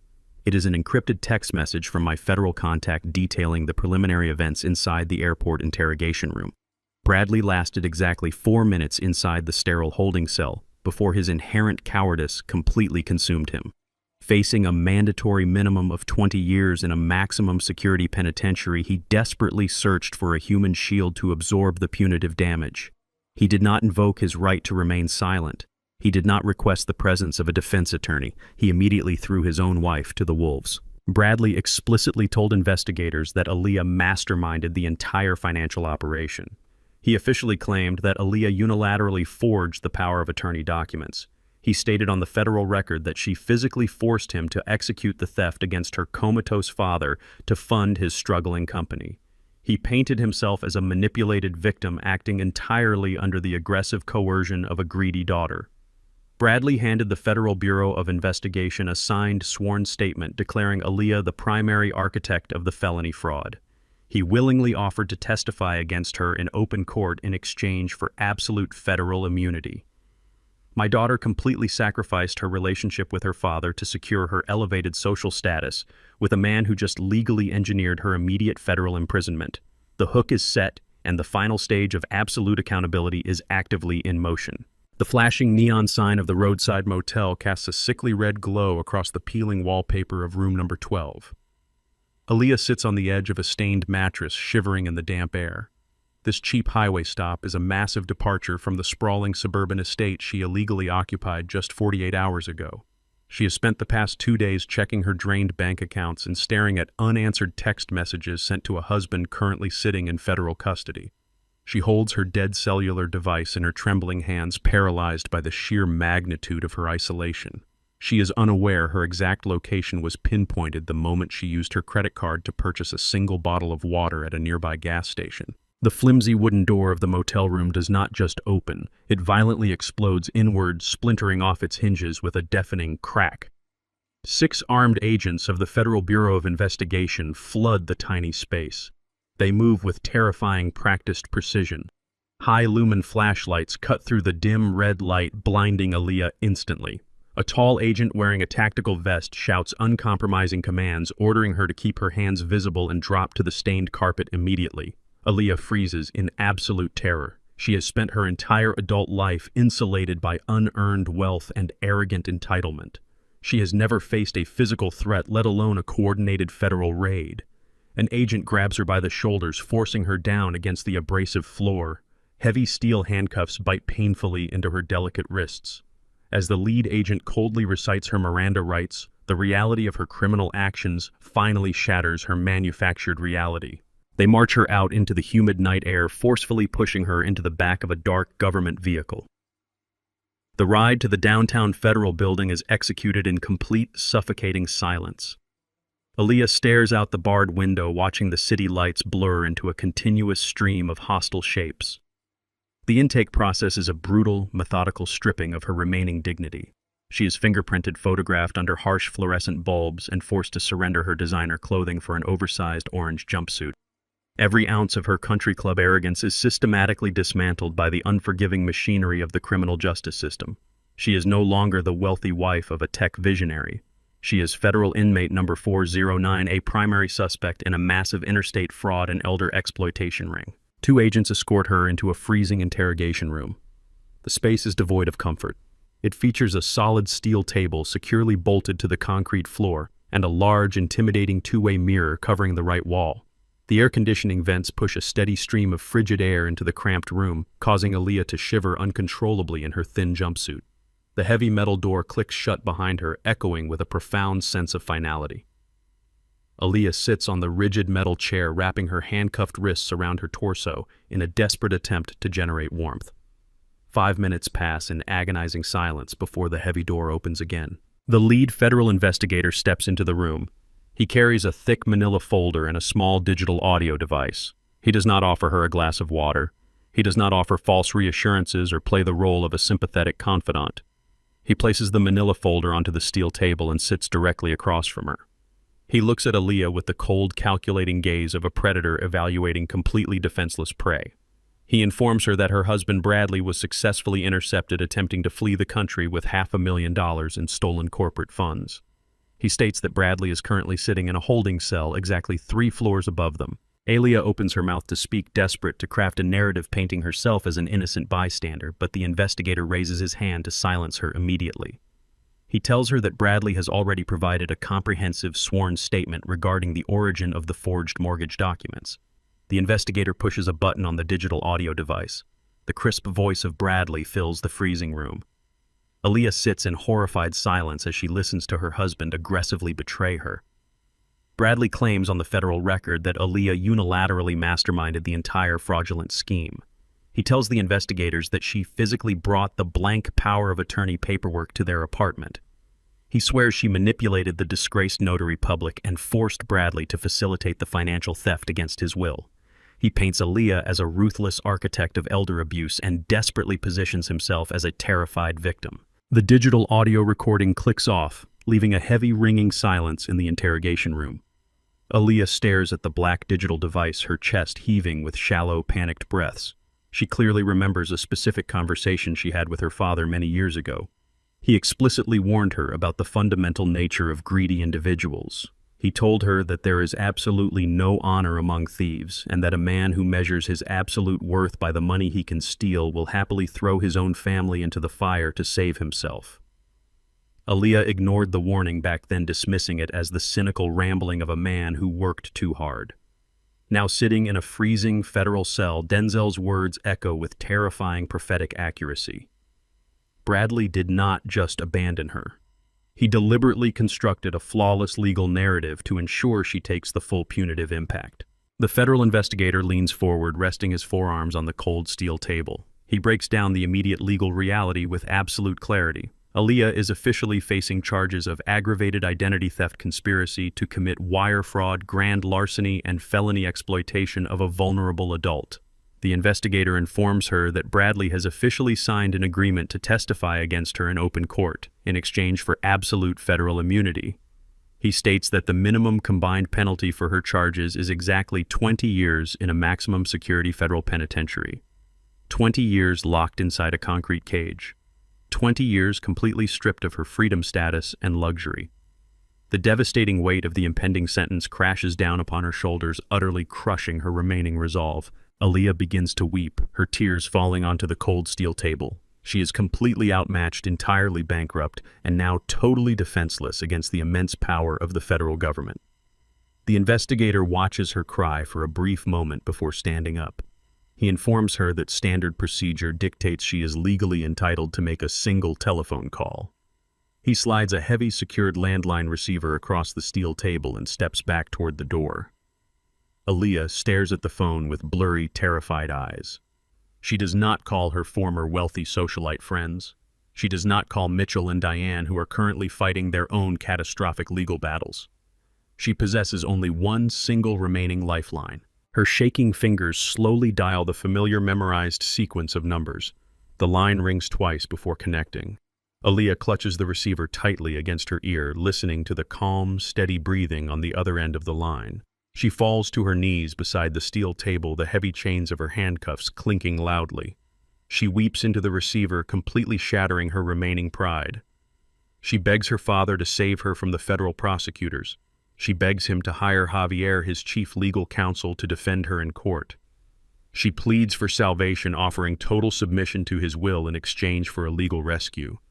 She is drowning in the absolute darkest moment of her life, desperately begging the man she betrayed to pull her from the wreckage. The heavy encrypted cellular device rests on the polished mahogany desk inside my corporate suite. The digital screen illuminates the dark room, vibrating with a harsh, rhythmic intensity. I stare at the caller identification displaying the local federal detention center. I let it ring 3 times, allowing the heavy weight of the moment to settle over the quiet room before I finally pick up the receiver. I press the cold glass against my ear and say absolutely nothing. Aaliyah's voice instantly shatters the silence. She is sobbing hysterically, gasping for air as her manufactured world entirely collapses around her. She begs me for immediate salvation. She pleads with me to send Javier to the downtown federal building. She promises she will sign whatever corporate documents I want, surrender any proxy voting rights she possesses, and completely submit to my authority if I simply use my private equity billions to purchase her freedom. She screams that the federal investigators are trying to lock her in a concrete cage for 20 years and that Bradley betrayed her. She demands a formidable financial shield, desperately clinging to the pathetic delusion that my immense wealth exists solely to insulate her from the catastrophic results of her own malicious actions. I listen to her frantic weeping, feeling the cold, rigid discipline of my military background harden my heart against the biological instinct to comfort my child. I do not raise my voice. I speak with the clinical, devastating precision of a judge delivering a final, unyielding verdict. I inform Aaliyah that Javier is the chief legal counsel for Vanguard Capital Holdings. I explain his exclusive professional mandate is to protect the vast assets of my corporate empire from hostile external threats. He does not provide criminal defense services for individuals who actively commit felony fraud against his employer. I tell my daughter that the absolute consequences of her forged signature have finally arrived. She consciously chose to manipulate a disgraced notary public.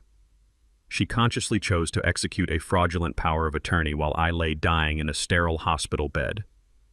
She consciously chose to prioritize stolen luxury over the life of her own father. I explicitly state that accountability is not a shared corporate asset, and she must now bear the full crushing weight of the federal criminal charges completely alone. Aaliyah gasps, her voice breaking into a high-pitched wail as she realizes I am entirely serious about denying her request. She accuses me of being a cold monster, claiming a real father would never abandon his only child to the harsh reality of the criminal justice system. Her desperate accusations trigger a vivid memory from my youth. Decades ago, long before I built Vanguard Capital into a global financial apex predator, I was a reckless young soldier serving in the military.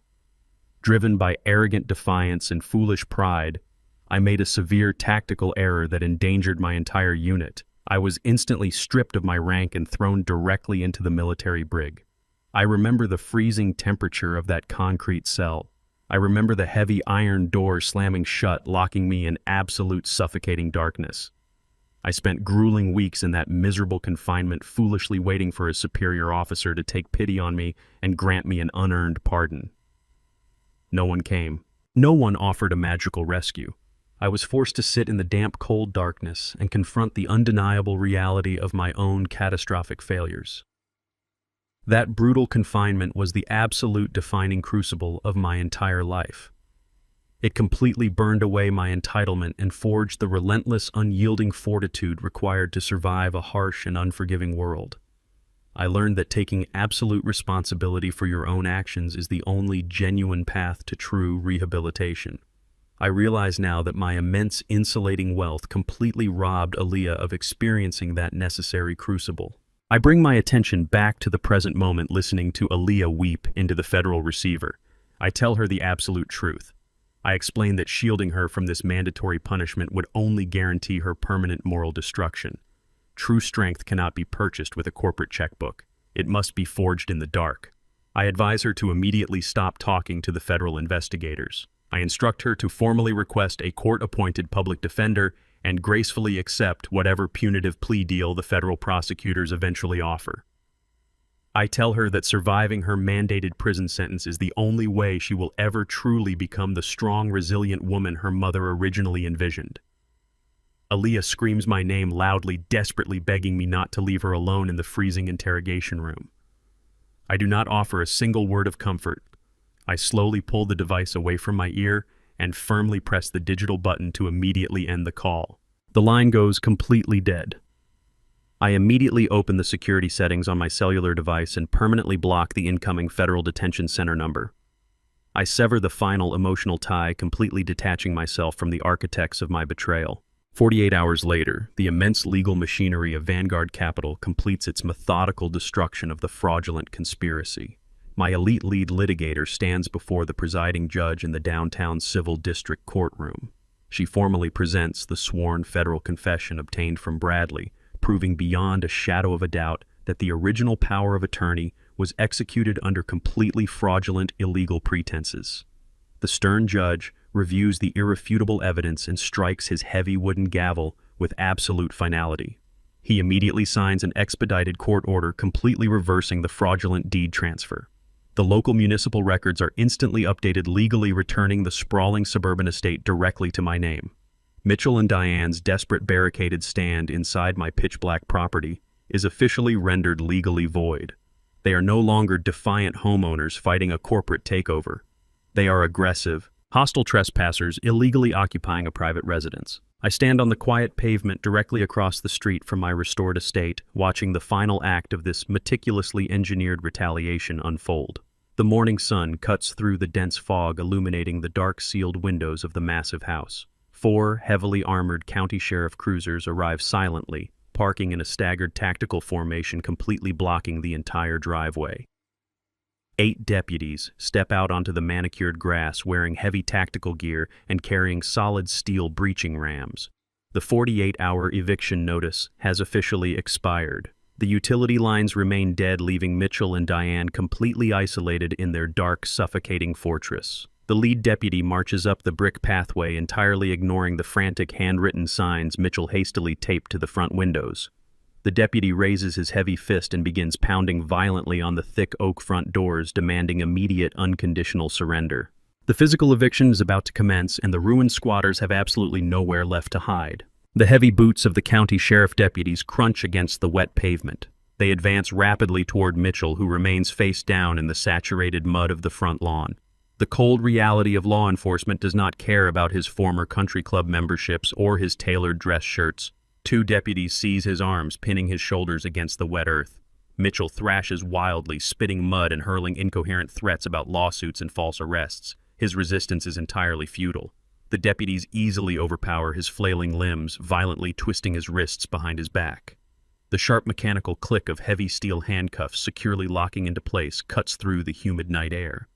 Mitchell gasps, his cheek pressed firmly into the dirt, entirely stripped of his unearned authority. The heavy oak doors of the estate swing open. Diane frantically stumbles out onto the front porch. The suffocating darkness inside the house has already eroded her polished exterior. She sees her husband pinned to the ground in handcuffs and completely loses her grip on reality. Diane unleashes a shrill, hysterical scream. She charges down the brick pathway, her designer heels clicking frantically, and physically throws herself at the nearest deputy. She blindly strikes his tactical vest, demanding he release her husband immediately. The response is instantaneous and unforgiving. A second deputy steps forward, effortlessly subduing her frantic assault. He spins Diane around, forcing her wrists together. The second pair of steel handcuffs clicks shut. Diane collapses onto her knees on the wet concrete, weeping hysterically as the deputies officially place both of them under arrest for assaulting an officer and resisting a court-mandated eviction. I remain perfectly still on the pavement, watching the absolute destruction of their manufactured empire. I raise my hand, signaling Javier. Javier speaks briefly into his cellular device. Less than 60 seconds later, 3 massive moving trucks turn onto the dark residential street. The heavy diesel engines rumble loudly, breaking the quiet suburban atmosphere. The trucks park in a uniform line directly in front of the property. A team of 20 professional movers contracted exclusively by Vanguard Capital Holdings leaps out of the cargo bays. They carry heavy dollies, industrial packing tape, and absolute legal authorization to empty the premises. The movers march past the handcuffed couple and enter the dark house. They move with terrifying, methodical efficiency. Because Mitchell and Diane barricaded themselves inside and refused to peacefully vacate the property, they forfeited the right to a dignified exit. The movers do not carefully wrap the delicate items. They drag the expensive designer sofas across the hardwood floors, carelessly scraping the polished wood. They haul the imported Persian rugs, the massive flat-screen televisions, and the crystal dining chairs out through the front doors. They carry out custom oil paintings, expensive floor lamps, and hundreds of bottles from Bradley's curated wine collection. They toss the luxurious belongings unceremoniously onto the damp concrete curb. The towering pile of expensive furniture rapidly grows into a chaotic mountain of discarded garbage. Diane loudly screams from the back of the secured sheriff cruiser, watching her prized possessions dumped into the street. She watches a mover carelessly drop a box of her expensive porcelain vases, the sharp sound of shattering ceramic echoing through the night. The physical manifestation of her stolen wealth is systematically disassembled right in front of her eyes. Every single item purchased with the equity extracted from my home is violently expelled. They are left with absolutely nothing but the muddy clothes on their backs. The absolute humiliation reaches its ultimate climax when a bright white light suddenly floods the street. A local news van aggressively mounts the curb tires, screeching to a halt. I instructed Javier to leak the high-profile eviction and the ongoing federal fraud investigation to the local press hours ago. The news crew spills out of the van with heavy broadcast cameras and bright halogen spotlights. They rush directly toward the sheriff cruisers, capturing every pathetic detail of Mitchell and Diane's downfall. The flashing cameras illuminate Mitchell's mud-caked face and Diane's ruined mascara. A reporter shoves a microphone aggressively toward the cruiser window, loudly asking Mitchell how it feels to be arrested for defrauding an elderly man. The reporter loudly brands them the neighborhood fraudster family, broadcasting their criminal entitlement to the entire city. The social standing they prioritized above all else is permanently obliterated. They will never attend another elite gala. They will never walk into their country club again. Their names are now permanently synonymous with felony fraud, elder abuse, and spectacular public disgrace. I turn away from the flashing cameras and the chaotic mountain of discarded furniture. I walk back to the armored town car and slide into the quiet, climate-controlled sanctuary of the back seat. The heavy door closes instantly, muting the screaming and the sirens. I look out the tinted window, watching Mitchell press his face against the glass of the police cruiser. I stare at him and my mind drifts back to the very beginning of this nightmare. I remember the exact night they threw me out of this house.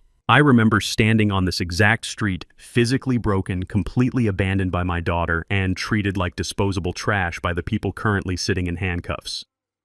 They looked down at me with profound disgust, entirely confident in their superior status, assuming I was nothing more than a helpless victim destined to fade away. They believed my age and my silence made me exceptionally weak. They failed to understand that a man who built an empire from the ground up never forgets a single detail of a betrayal.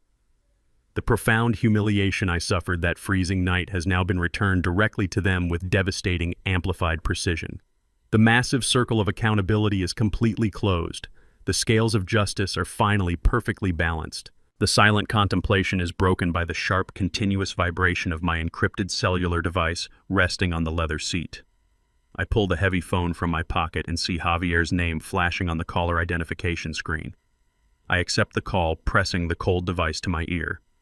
Javier speaks with his usual clinical efficiency, wasting no time with pleasantries.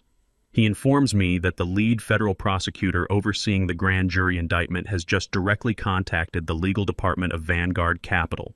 The prosecutor urgently requires my official notarized victim impact statement to completely finalize the ongoing legal proceedings. The presiding federal judge is currently waiting for my sworn testimony to accurately determine the absolute severity of the impending punishment. Javier states with absolute clarity that my exact words will directly dictate whether Aaliyah successfully receives a significantly reduced sentence or definitively faces the absolute maximum penalty of 20 years locked inside a federal penitentiary. I lower the phone from my ear, staring quietly into the dark, chaotic night. The massive weight of the situation settles over my shoulders. I hold my only daughter's entire future, her absolute fate, firmly in the palm of my hand. The heavy mahogany doors of the federal courtroom swing open, silencing the low hum of nervous whispers echoing across the polished marble floors. I walk down the central aisle with the measured, unyielding stride of a man who has completely reclaimed his empire. Javier walks one pace behind me, carrying the black leather portfolio containing my official victim impact statement. The courtroom is a sterile, imposing theater of absolute accountability. I step up to the polished wooden podium and look directly at the defense tables. The architects of my betrayal are all gathered in one room, completely stripped of their arrogant illusions. Bradley sits slumped in a bright orange federal inmate jumpsuit, his wrists restrained by heavy steel cuffs linked to a waist chain. The fabricated persona of a brilliant Silicon Valley tech visionary has been entirely obliterated, leaving only a terrified, sniveling coward facing decades behind bars. Aaliyah sits at the adjoining table, similarly shackled, her head bowed in profound shame. Directly behind them, in the front row of the public gallery, sit Mitchell and Diane. They are no longer the arrogant country club socialites who demanded my immediate removal from their pristine environment. They look physically diminished, their faces hollow and pale. They wear wrinkled, unremarkable clothing, the undeniable uniform of absolute financial ruin. They lost their life savings, their retirement portfolios, and their social standing, and now they are forced to witness the criminal sentencing of the son who engineered their spectacular destruction. I do not offer them a single ounce of pity. I adjust the microphone on the podium. The presiding federal judge looks down from his elevated bench, nodding respectfully, and grants me the floor. I do not raise my voice. I do not project anger or emotional instability. I speak with the cold, clinical precision of a surgeon removing a cancerous tumor. I begin by addressing the foundational rot that poisoned this family.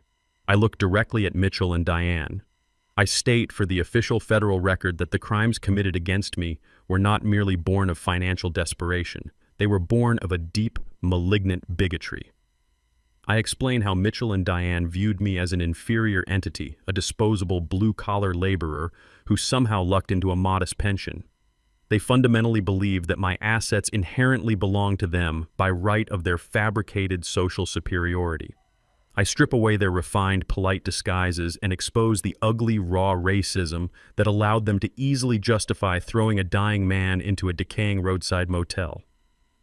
They sit frozen in the gallery, forced to endure the agonizing humiliation of having their profound moral bankruptcy broadcast into the permanent public record. I shift my gaze to the defense table, locking eyes with Bradley. He flinches, unable to maintain eye contact with the man he attempted to leave for dead. I dismantle his pathetic defense.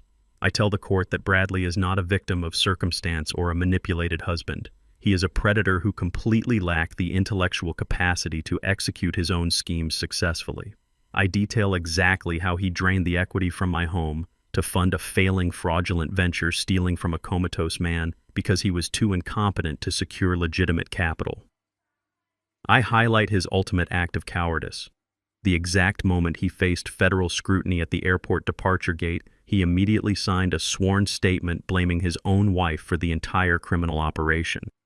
I point out that a man who sacrifices his family to save his own skin possesses absolutely no redeeming value to society and poses a continuous severe threat to the public. Bradley buries his face in his chained hands. I then deliver the final devastating reality check. I ask the presiding judge for permission to submit one final piece of financial documentation into the court record. Javier steps forward and hands the judge a certified corporate prospectus from Vanguard Capital Holdings. The judge reviews the document, his eyebrows raising in visible surprise. I turn to face the defendants in the gallery.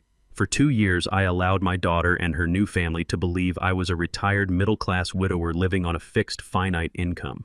I deliberately hid the scope of my achievements to ensure Aaliyah valued hard work over unearned luxury. I look directly at Bradley, then at Mitchell and Diane, and finally at Aaliyah. I formally announce my true net worth to the open federal court. I declare that Vanguard Capital Holdings manages an international portfolio exceeding $4 billion.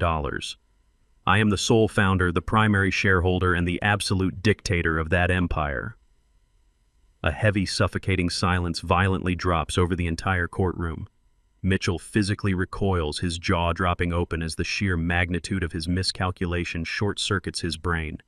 Diane lets out a sharp, breathless gasp, gripping the wooden pew in front of her.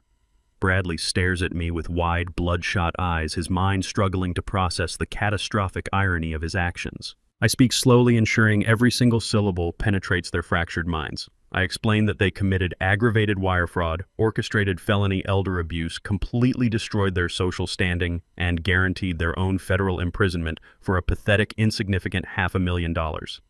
It was an amount of money I could have easily authorized with a single signature on a Tuesday afternoon. Had they simply treated me with a shred of basic human dignity, had they simply shown me a fraction of the respect a father deserves, they would have eventually inherited a multi-billion-dollar global empire. They traded a kingdom for absolute irredeemable ruin. The psychological devastation is instantaneous and absolute. Mitchell begins to weep silently in the gallery, mourning the astronomical wealth he carelessly threw into the fire. Bradley physically slumps forward, resting his forehead against the cold steel table, entirely crushed by the astronomical weight of his own profound stupidity. Aaliyah stares at me, her eyes completely devoid of light, finally understanding the boundless magnitude of the fortress I had built to protect her, a fortress she deliberately chose to burn to the ground. I step back from the wooden podium, my posture rigid and uncompromising. My official statement is complete. The presiding federal judge organizes his paperwork, his expression hardening into a mask of pure judicial authority. He looks down at Bradley with absolute contempt. The judge states that in his 30 years on the federal bench, he has rarely witnessed a defendant display such a profound lack of morality, cowardice, and entitlement. He rejects every plea for leniency presented by the defense.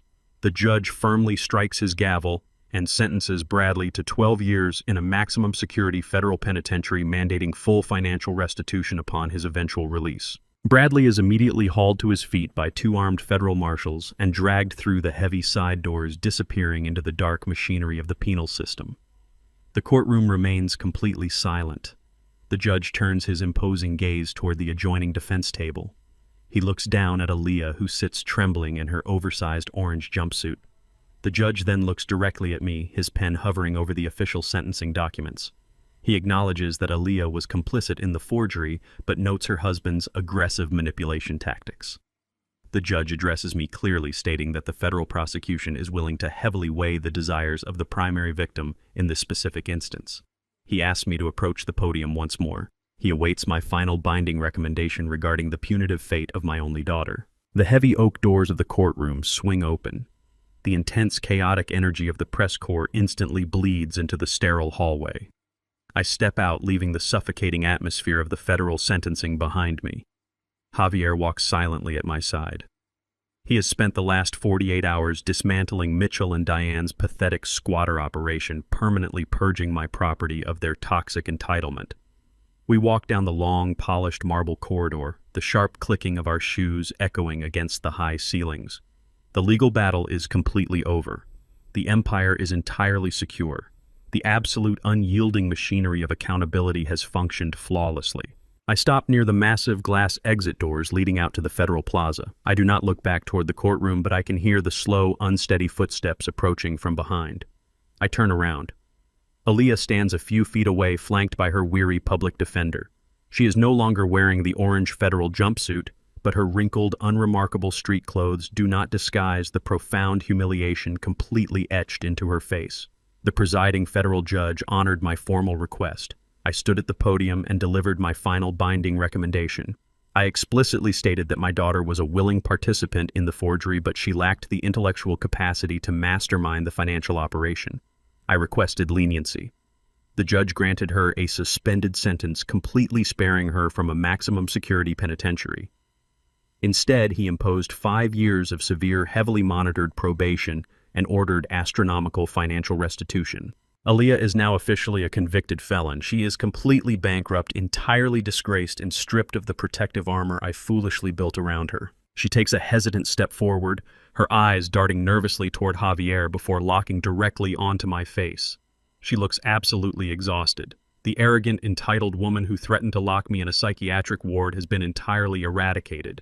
The terror of facing a 20-year prison sentence completely shattered her fabricated superiority. Aaliyah looks at me, her lower lip trembling.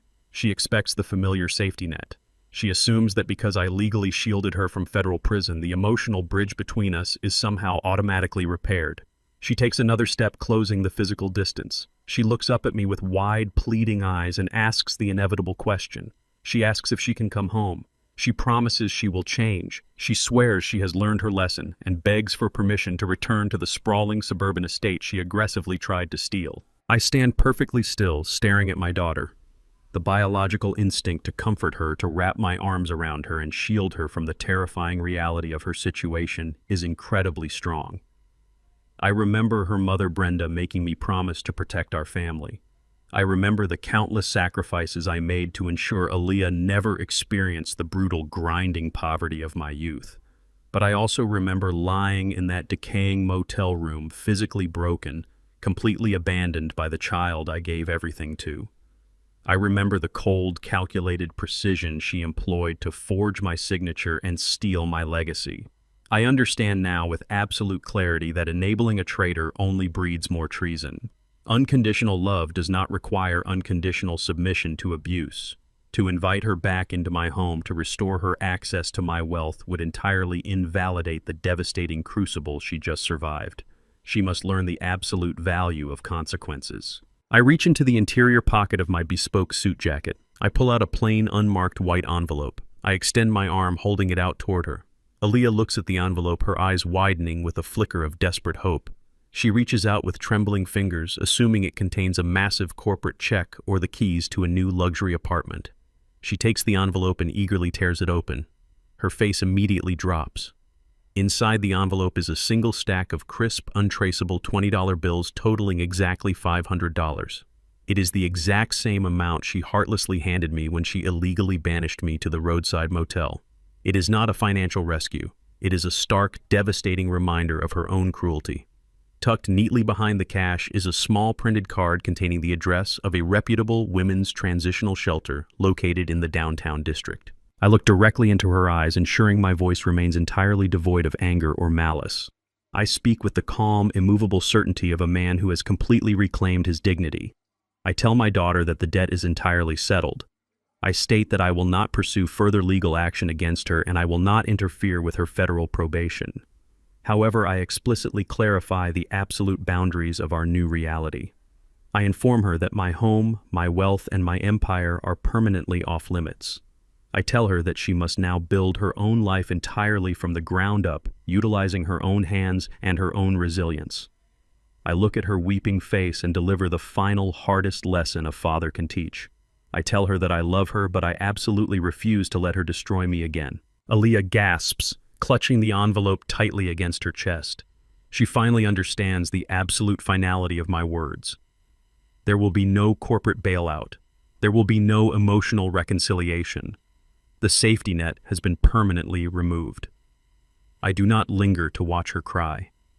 I turn my back on my daughter and walk directly toward the heavy glass exit doors. Javier seamlessly falls into step beside me, his silent presence reinforcing the impenetrable wall now surrounding me. I push through the glass doors and step out onto the busy Federal Plaza. The bright afternoon sun cuts through the lingering fog, illuminating the crowded downtown streets. I pause at the top of the concrete steps, taking a deep breath of the crisp air. The massive weight that has crushed my chest for the past 2 years is entirely gone.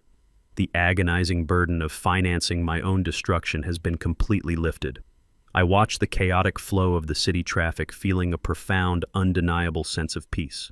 I survived the ultimate betrayal engineered by the people I loved most. I faced absolute ruin and systematically dismantled the architects of my downfall with cold, calculated precision. I did not merely reclaim my wealth. I reclaimed my autonomy. I reclaimed my right to exist without constant manipulation and deceit. Behind me, the heavy glass doors slowly slide open. Aaliyah steps out onto the plaza. She stands completely alone, clutching her meager envelope, staring out at the unforgiving reality of the city. She looks small, fragile, and entirely stripped of her illusions. She must now navigate a harsh world without the protective insulation of my money. The immense gravity of her choices finally settles over her shoulders. I do not look back. I walk down the concrete steps toward the waiting armored town car. Javier opens the heavy rear door. I slide into the premium leather seat, the quiet climate-controlled interior instantly muting the chaotic noise of the city. I instruct the driver to head toward Vanguard Capital Holdings. The engine hums with quiet, unyielding power, and the vehicle glides smoothly into the heavy traffic, moving forward into a completely untethered future. The armored town car carries me directly back to the suburban estate. I step out of the vehicle and stand in the driveway looking up at the massive structure. It is finally quiet. The chaotic energy of Mitchell and Diane's hostile occupation has been physically removed, but their toxic presence still lingers in the air. The interior of the house smells of their expensive cloying perfumes and the stale residue of Bradley's spilled wine. I refuse to live inside a museum dedicated to their arrogant entitlement. I hire a premium industrial deep cleaning crew. I spend the next 3 days meticulously supervising their every movement. I instruct the crew to scrub the hardwood floors until the original finish shines through. They sanitize the walls, steam clean the carpets, and completely eradicate every single physical trace of Connor and his deceitful family. We tear down the hideous modern art pieces Diane nailed to my walls and throw them directly into a rented industrial dumpster. The crew hauls away the remaining debris, the broken glass, and the lingering filth of their squatter operation. I personally open all the windows, letting the crisp, fresh air violently flush the stagnation out of my home. The cleansing process is brutal and entirely necessary. By the evening of the third day, the sprawling estate is perfectly immaculate. It feels like my home again. With the house completely restored to its pristine condition, I execute the most important task of my return. I walk into my private study and unlock the heavy steel safe hidden beneath the floorboards. I carefully retrieve the polished bronze urn containing Brenda's ashes. During the hostile takeover, I ensured her remains were absolutely protected from their careless hands. I carry the heavy urn into the main living room. The space is completely silent, bathed in the soft, warm glow of the evening light. I walk over to the massive stone fireplace and gently place Brenda's urn back into its rightful position on the center of the pristine mahogany mantelpiece. I stand back and look at it, feeling a profound wave of emotional clarity wash over my soul. I remember the decades we spent building this life together. I remember the brutal sacrifices we made to climb out of poverty, the long nights, and the unbreakable bond we forged in the fires of adversity. Brenda made me promise to protect our family and our legacy. For a long time, I mistakenly believed that meant blindly shielding our daughter from the harsh realities of the world. I realize now that true protection requires ruthless accountability. I have successfully defended the empire we built from the parasites who tried to dismantle it. Our legacy remains completely intact, purified by the fire of consequence. The following morning, Javier arrives at the estate precisely at 9. He carries a thick leather briefcase containing the absolute finality of my financial restructuring.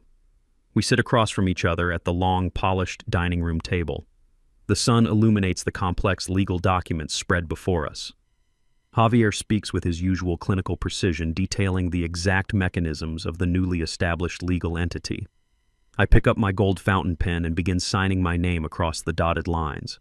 With every stroke of the pen, I systematically dismantle my personal ownership of the $4 billion Vanguard Capital empire. I legally transfer my sprawling estate, my vast corporate holdings, my offshore accounts, and every single liquid asset I possess directly into an ironclad, irrevocable blind trust. I explicitly engineer the foundational charter of this trust to prevent any single individual from ever inheriting the wealth for personal luxury. Instead, the trust is permanently dedicated to a singular, unyielding mission. The billions of dollars will exclusively fund comprehensive full-ride college scholarships for underprivileged Black youth in my local community. I am taking the astronomical wealth that Bradley, Aaliyah Mitchell, and Diane desperately tried to steal and weaponizing it to build future generations of educated, resilient leaders. I will fund young men and women who actually understand the value of hard work, individuals who have survived the crushing weight of poverty and possess the moral fortitude to utilize capital for the betterment of society. Javier collects the signed documents, seals them in his briefcase, and nods with respect. The empire is now permanently secured behind a legal fortress that no greedy relative can ever breach. Did you find satisfaction in Denzel's ultimate victory and his unyielding pursuit of accountability? Share your thoughts on his final ruthless decisions in the comments section below. Hit the like button to support these narratives and make sure to subscribe to the channel for more powerful stories of betrayal, justice, and absolute redemption.